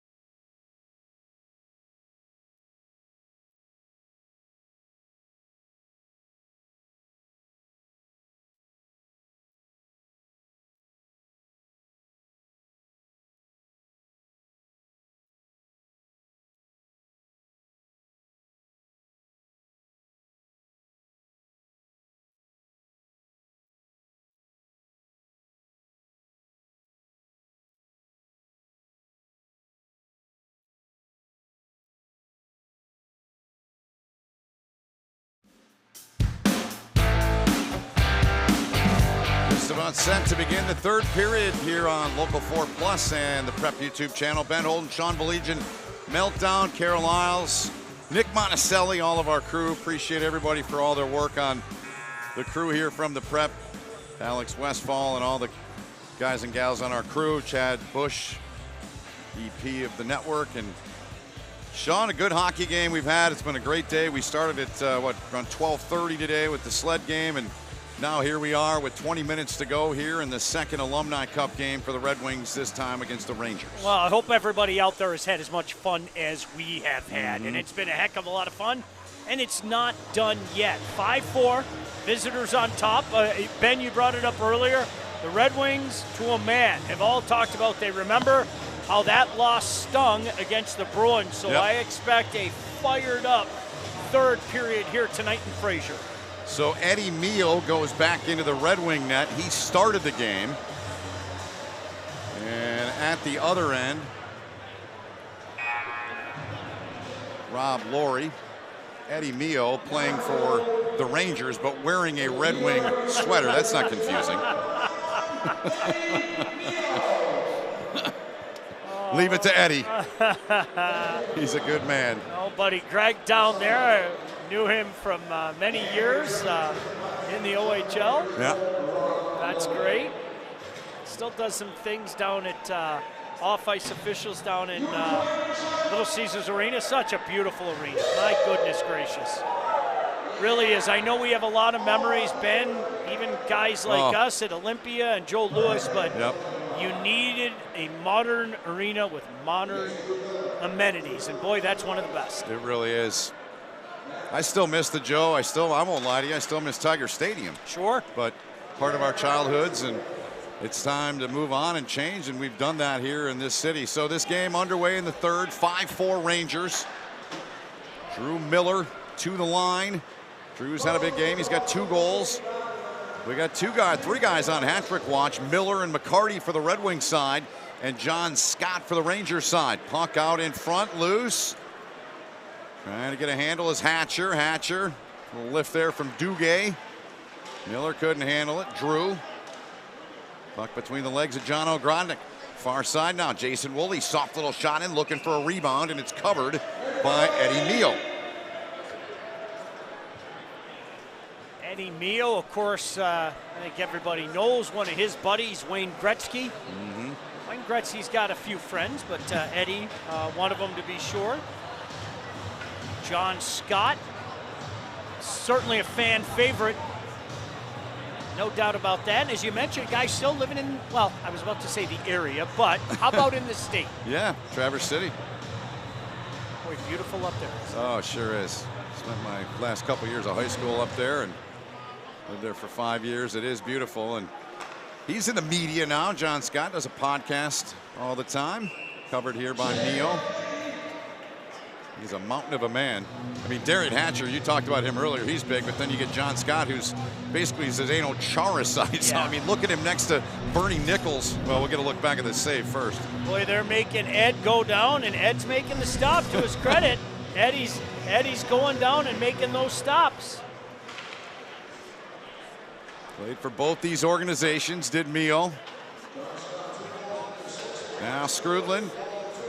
Dablois, the right side. Laurie, who was really good in that second period.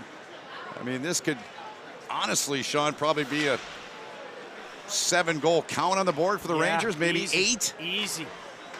Yeah, he made some big stops. Sure did. I mentioned, saw that at a Marc Cormier, if you recall, the last game. Came in relief. Unfortunately, Jimmy Howard kind of a late scratch, and Mark came in. He got a chance to play. Played again here tonight. Puck now on the stick of Patrick Eaves. Handful of teams in his NHL career ahead for Danny DeKeyser. Danny only won his hometown Red Wings, and he just missed. Going high glove, far side on Meal.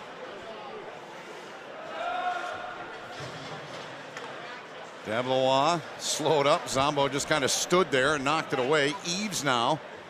And he throws one in, and it goes in.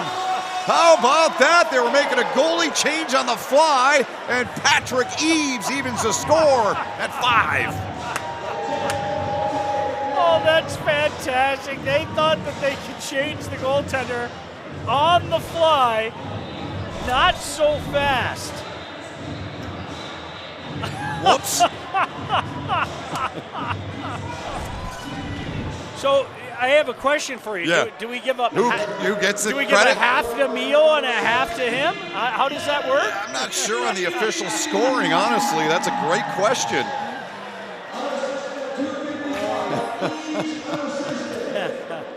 I think that'll be on Cormier. That's just my guess. I have Probably. It'll be on Cormier. Yep. Here's Taylor with a shot steered away by Laurie. Getting to it in the corner now is New York. Back in behind the goal, they play it. Shake and bake back there. Now they're trying to sauce one up to the line for Ward. It was tipped away. Dandino. He couldn't handle it. His former teammate Tim Taylor in Detroit. Dandino, 2 teams in his career, both original sixes. Wings in Montreal. Taylor, the inside of the skate there of Kevin Miller. Looks back for Aaron Ward. Loose puck deflected, steered away by McCarty, and a little bit of contact there.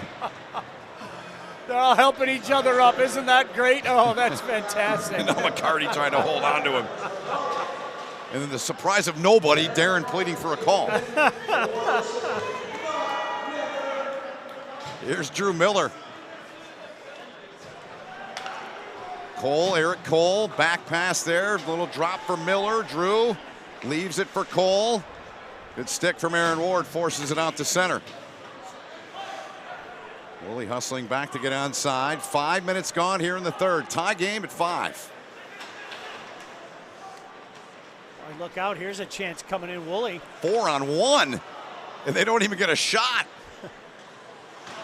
Zing it through the paint there. They did. Eric Cole looking for Mickey Redmond. Oh, nice little move there in the corner, huh? Craig Nienhaus. My goodness, coming out of the corner. Look at that. Still got some game. Played a long time over in Austria. Played for Boston in the NHL. A little bit with Edmonton. He is quite the musician. Eves leaving it for Cicerelli. Dino looking to get on the sheet off the skate of Tamer. Corey Potter takes a look. Hit David Shaw with a puck there, and Wings can't get to it. Ahead for Craig Nienhaus at center. Good pass for Potter.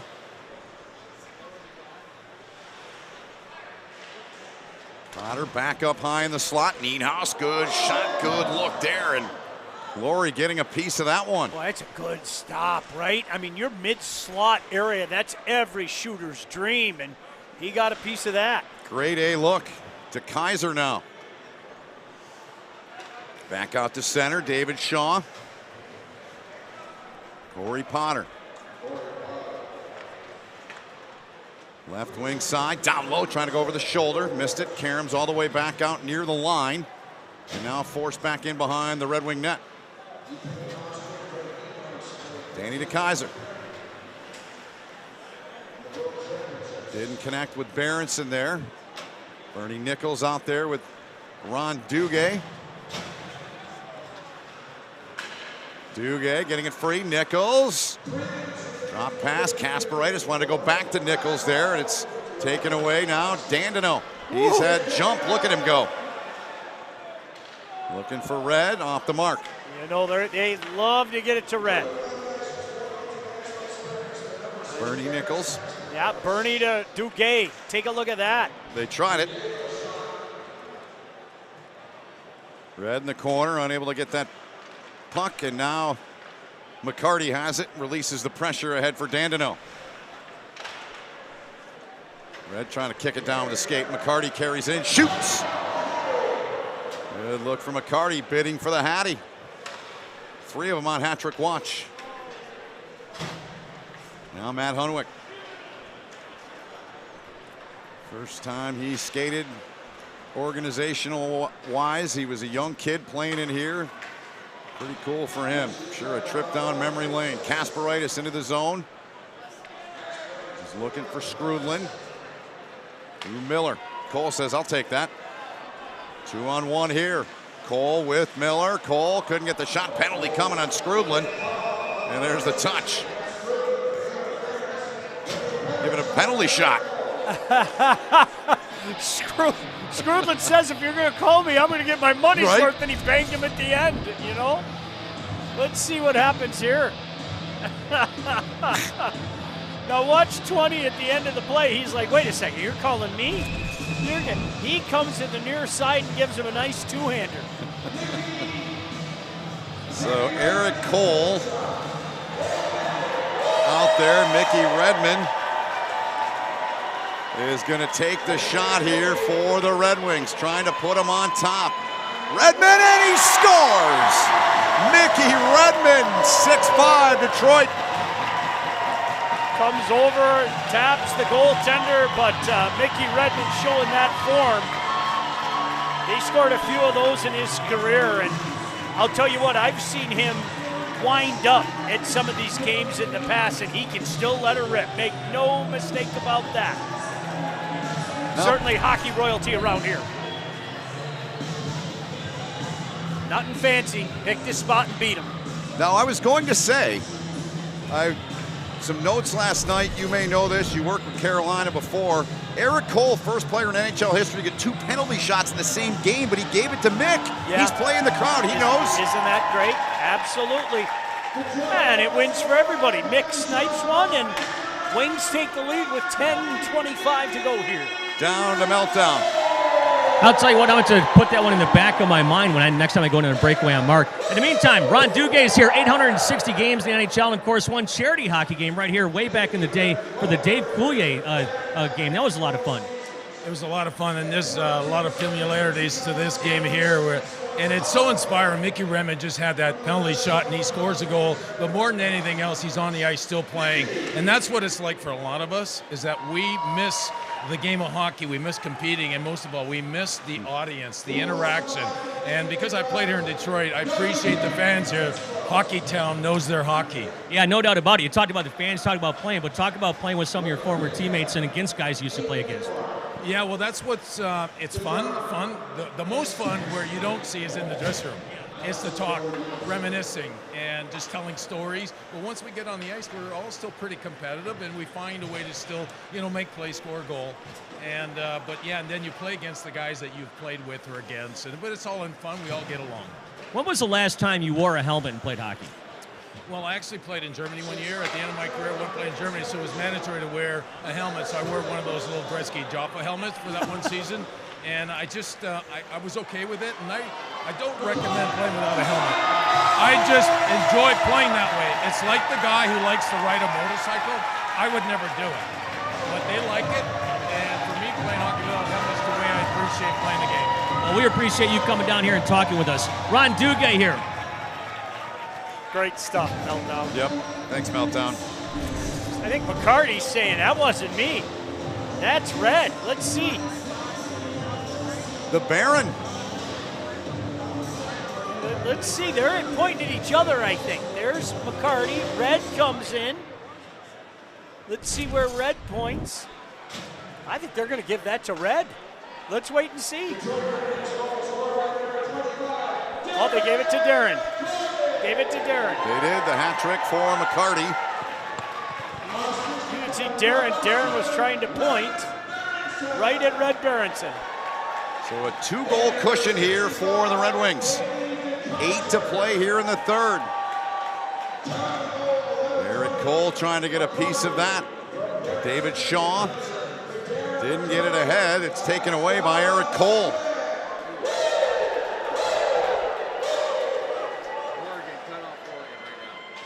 Now the Rangers look to work this puck north and up the ice. Kevin Miller slows it for brother Kelly. Scrudland out there with him as well. Beg your pardon, that's Taylor, 26, not 20. Both in those blue helmets. That's twice they've got me, but we play on. Ward, Taylor. Aaron Ward jumps in down low. Good read, good play by McCarty. Flings one ahead, bouncing puck at center. Look at Dandino racing in there. Matthew Dandino. Can he stuff it in? No, it bounced off his stick. Boy, he can still fly, right? Just puts it in a different gear. And that was up against the Energizer Bunny, Kasperitis, who's been all over the ice tonight. Those two guys have had a ton of jump as it's carried in by Taylor. And let's check in with Meltdown again. Here with the NHL legend, of course, Hall of Famer as well, Dino Cicerelli. Dino, how's things going out there for you today? Trying to catch my breath. No, it's a lot of fun. We got a good turnout, and I think both teams are having a great time out here. So you haven't skated since the last one? Yeah, unfortunately, not playing as many Red Wing alumni games. But, you know, you try to stay, you ride the bike at home, it's not the same as being on the ice, trust me. Oh, yeah, I'm sure about that. So afterwards, we're going to head to your bar. How's that going? Well, actually, I sold the bar, but the new owners that took over about a month ago. So we had the party there last time. Great sponsors that come in and donate the food, and both teams get there. We got to share some laughs and have a couple, as Mickey would say, adult beverages. I guess I have to keep up more on where the bar is and who owns the bars and all that kind of stuff. How is it playing with some of the guys you used to play against and even some of the younger guys? It's fun because, you know, I haven't seen some of the faces on the other side since we competed, you know, and guys that we hated and you fought against, but you come together on a day like this and just share some laughs and memories, and it'll be fun after we get to chat and see these guys. So it is great to just keep playing hockey, isn't it? It really is. There's nothing like it. The best part is probably in the dressing room when all the stories are still going. That's what Ron Duguay just said as well. Hockey legend Dino Cicerelli, back up to you guys. Whoa, Patrick Eaves, knock it off. 2 in the period. He's put him up by 3 now here, Sean. Take a look at this snipe. You can hear it clank in off the crossbar. Watch this. Oof. Oh, baby. Oh, the release. Nothing you can do. That's a great view. Give the guys from the prep credit for that back view. You could see what the goaltender sees, and you could see he didn't have much of a chance there, Ben. No, he didn't. Eaves scoring that one from just over the center ice red line earlier in the period, and that one an absolute missile to put his side up by 3 with less than 5 here to play in the third. And the second was the Rangers with, even though the game was tied, the Rangers had the better chances, had more heat, but the Red Wings have come out. Here's a chance right in, and that one doesn't get through. Sliding out, making a big stop, and getting down and paying the price back there as well. Rob Laurie. Johnny Blum going down and making a valiant effort. Not as easy to get up. Not as easy to get up. Gets harder as we get older. Trying to play it ahead onto the stick of Drew Miller now. He'll skate away with Eric Cole. The Kaiser jumping into the rush as well. Onto the stick of Danny. Danny down low, trying to redirect that one home, and Cole, second effort, gets it to go. Eric Cole makes it a 9-5 Red Wing score. Well, good hand-eye coordination because, Ben, he got a piece of that. The puck bounces straight up, and he kind of backhanded that out of the air, almost like a tee. You know, remember you're a little kid, you're playing T-ball. Watch this puck bounce up. There you go. Didn't have to get a lot of it, but got enough of it just in and behind the goaltender. So 4 goals now, the Red Wings with the advantage. 3:25 to play. 2 original 6 matchups. Boston won the first. Red Wings trying to even their record as a team and win the second one here against the Rangers. Nichols couldn't get it. Kasperitis tried to play it back down to him. McCarty trying to poke it by Kasperitis, and does. Matt Hunwick. Let's see if Coach Nyland elects to pull the goaltender here in an effort to maybe get one back quick, fast, in a hurry. Hunwick glides around McCarty. Such a great skater in his career was Matt. He comes right in and scores. 9-6. Nifty backhand down low.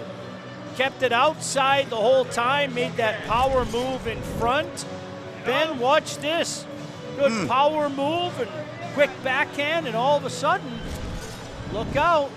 So maybe now you think a little more about, as you just said, pull the tender or not. Yeah, let's see if Coach Nyland elects to do that. Right now, he's still in there. Brian Skrudlin hands it off to Kasperitis. Maybe if they make a rush, they send the extra attacker out there. Let's see. No movement yet. 2 minutes to go in the game. 3-goal lead for Detroit. And whistled here at the line. 1:54 left. They're going to stop the clock here. Let's see if they make a choice to pull the goaltender. You can see, I think Kasparaitis came over and asked about it. Maybe they win the draw and punch it in deep, but they didn't. Wings control. John Scott in there, a little pressure there on Jason Woolley. Up the right wing side to Dino Cicerelli. Eves coming in. He's on Hattie watch. He's got 2 here in the period. Now Scott ahead for Deblois. Turned it over. Fedek gets it in deep. And there's the goalie to the bench. They pull him while the puck's in their own zone. That's a unique strategy. I mean, when you play once a year, it's a bold strategy, Cotton. Yeah, right. That's great. So they've got the extra attacker on here with 70 seconds to go. Down by 2. Puck inside of the O-zone for the Rangers. Scott turns, gets it in deep, got by Bernie Nichols. Darian Hatcher takes a look, trying to use the corner stanchion. Rangers keep it in. Ward to the far corner. Ryan Skrudlin trying to work it up the wall there, unable to. And now it's on the stick of Eric Cole. Eric Cole kind of bank it ahead to Mickey Redmond. Here comes Kasparaitis. He played it back, sticked away by Drew Miller. Now Aaron Ward, that one knocked the stick Wow. out of Laurie's hands. Still no goal stick, but it's outside to center and through center. They're gonna get him on the icing there. Clock stops, 19.8 seconds left. I'll tell you what, Ben, in my mind, Rob Laurie deserves one of those stars here tonight. No question. Woo, No he question. made some big stops. 1 or 2? Or where would you rank him? Let's give him number 3. Number 3? I think there are a couple goal scorers on each team that Okay. maybe deserve a little love. Okay. We'll talk about that after the game. How's We will. that? Yeah, that sounds good.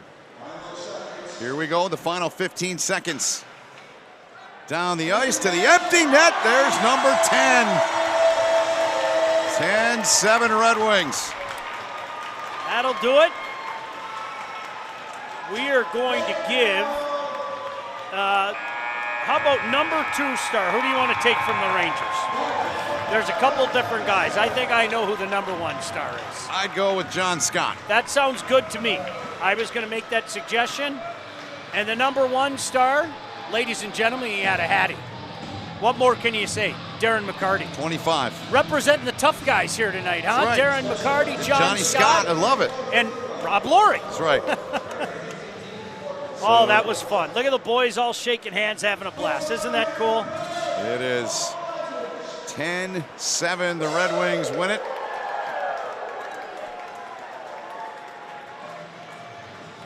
The handshake line between these two. Oh, isn't that fun? The coaches head out there. Yep. Oh, is that awesome? Shots on goal. What, 12-6? 12-6 there? Yep. Yeah, Wings had the jump. I think it all started with the boost that they got from Rob Laurie, and that started late second period. Yep. He really came in and made some stops and allowed the Wings to get some things going in transition. A 3-goal win for the Wing Wheelers. They get a victory in the Alumni Cup Series after losing in September to Boston, but they're victorious here in April here of 2024 against the Rangers. I don't think this will be the last time we see this Red Wing alumni team play in this Alumni Cup. It sounds like the other 3 teams want a piece of the original 6, so we'll see as time will tell. Pretty cool to watch this. It really is. Look at the boys all kind of commiserate and have a good time out there. That's pretty stinking cool. Aaron Ward taking a selfie with Ron Duguay, and what an assortment of talent on the ice. dozens upon dozens of years in the NHL, Stanley Cups. Unbelievable assortment of talent. Everyone's got their camera out. Oh, is that awesome? It really is. That is just so cool. And they're asking people to take their pictures right now, right? Yeah. How cool is that? Pretty awesome. Oh, is that awesome? What a crew. So cool. Look at all the grins there, huh? Right? Nothing but smiles. Oh, isn't that cool? Sure is. Love to see that. Really cool. All right. The Alumni Cup in possession of the Red Wings. We'll get down to Nick Monticelli momentarily. He's going to chat with Darren McCarty. He's our player of the game. On the ice is Nick.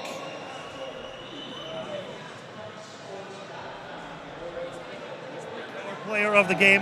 Darren McCarty, our player of the game. By the way, we do get this, the Prep Specialized hat brought to our friends over at the G of the game. Throw it on, see how sexy you look. There it is. All right, so Darren, what do you think about the game? What a lot of fun. I mean, first and foremost, anybody who is here for what it's all about, and that was seeing Vladdy on the ice, and you get to see the spirit of that. So I think it's just anything like we say about this being Hockey Town, the community, everybody coming to support, you know, such great causes, Vladdy obviously being one, but then for us to be able to get back not only together as alumni, but against the Rangers and see a lot of guys here that we saw growing up, playing against, admiring, like, you know, Chris Nyland, or a guy that battled against Brian Scrudlin, and the guys who played against it with it and win cups, Aaron Ward. So it's all about camaraderie, and I love the compassion. This is what Detroit's all about. Got to thank Fraser, you know, Motor City Rockers, everything, the way they've always opened up for whatever we do alumni-wise. So I'm just grateful, and I want to thank my mom, all my moms out there voted for the first star. Finally, yeah! You know, I know hockey players don't cry, but what kind of emotions did this team have seeing Vladdy out there? I think the big thing was when we first, you know, it wasn't as much of a shock because I saw the picture, and if anybody saw when Kim Muir and they first put him on the ice, and there's a picture of him in the sled with a stick and a puck on it, and he's got that look on his face like he's back on the ice at Joe Louis Arena. I said it to his daughter earlier, and we were talking about it, and yes, so that's what it's awesome to see that hockey in any form can do for people with any disabilities as we get ready to see the Sled kids come back out. It's all about playing hockey. To DMAC, it doesn't matter. You're putting a puck in the net any way you can. You're a hockey player. Now, we were talking earlier on the broadcast about how it seems like, you know, no disparaging the other professional sports, but it seems like hockey is a sport that when we make the call for alumni to come and support the community and charities, hockey players show up. Well, you got to break it down and understand the why. And, you know, somebody asked this question, but this is our community. Most of us guys stay here. I'm from across the border. I've never left in 30 years, but you know, for whatever, if it's the climate that we like the 4 seasons, and it's most of us hockey players, it's the same thing. But the fact is, we love this community as much as it loves us. So anytime we can reach out, and as hockey players, we'll do it. Darren McCarty, thank you so much, man. Have a great night. We're going to move around here a little bit. We've got Mickey Redmond standing right here. We're live, so I'll squeeze in. Your prediction was 7-6. We got 10-7. Even better. Yeah. Well, we lost last year to Boston, so it was a good comeback this year. We changed lines in the third period, and it seemed to work. So wonderful day, and this what we're doing right now with the Sled hockey players is the best of all. I wanted to ask you, what do you think about these guys? They might have more ability than the able-bodied folks. No question about that. It's incredible. I've watched them play before. I've played against them before, and now we're about to take a team picture with them, and it's an honor for us. I should get out of the way then. 10-4. Vicky, thank you so much. I'll step out of the way here while they take their team picture, and we can show what's going on here. This really is what it's all about when you look at mixing the young kids and the older guys and these sled hockey teams. Just an amazing thing they were able to do out here. And then, of course, welcome Vladimir Konstantinov back to the ice for the first time since that accident in the 90s. Look at the smiles, you know, gentlemen. I don't think you can see a better group in here. And one thing that really struck me earlier today, throughout the day, honestly, was the not just camaraderie, but the pure love and happiness that you could feel in this arena as the day went on. This kind of thing Doesn't happen very often. And as we go around here, I'm going to grab a couple guys over here. Oh, I'm going to try not to fall live on TV. Man, that would be bad. All right. I'm just one of the assistant coaches. You want to interview me? I'll be right back to you. I promise that. With more pictures, I'm trying not to get in the way. Let's go one more spot on this side here. You're fine. You're fine. Camera guy Mike is asking what in the world I'm trying to do right now. We're gonna grab Drew Miller real fast. Hey Drew, we're live on Channel 4 right now. I want to ask you, how do you think this went? No, it was great. We our last one against Boston, we lost, so we had to get the win. That didn't happen. I don't remember. Yeah, that didn't happen. But no, it was a lot of fun. I think both sides had a good time, raising money for a great cause, and you couldn't ask for a better turnout.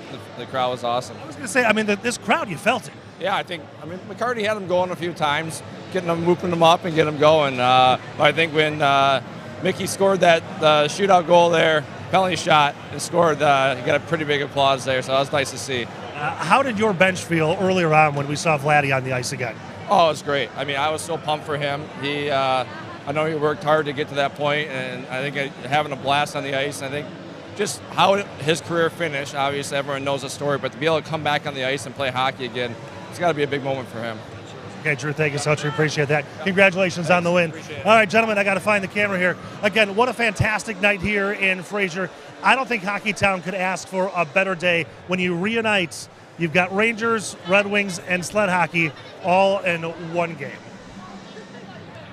No doubt about it, Nick. Special day none of us will ever forget here, and all around a lot of emotion, a lot of smiles, a lot of happiness, and shows you the connection that this state, this area, and the sport of hockey has in general. It's a global thing, but today it was special here to have it here in Detroit and to see these two organizations, original 6 organizations, come together. Sean, a lot of highlights. There were 17 goals in this game. Johnny Scott opened it up for the Rangers. Yeah, he showed some hands here today. There's a nice snipe right there, and that was the one thing. It seemed like whenever Rangers did something, Wings had an answer. We saw that a lot tonight. There's one of McCarty's snipes. He came in. That's a style that he flashed with the Belleville Bulls, and I'll tell you what, there's another one of John Scott's and a big grin on his face. That one just squeaked through the wickets. But Rangers kept coming back. Kasperitis in particular, boy, we could have given him a start tonight as well. He was outstanding. There's Mickey Redmond's penalty shot. Picked the far corner. How cool was that? But in the end, a little too much Red Wings and a little too much Darren McCarty. Darren with a big game. The Red Wings win 10-7. And a look back at the key moving pictures from the game here today. 10-7, the Red Wings win it. What a picture, what a sight. Both these organizations together, the sled teams out there. What a memorable day.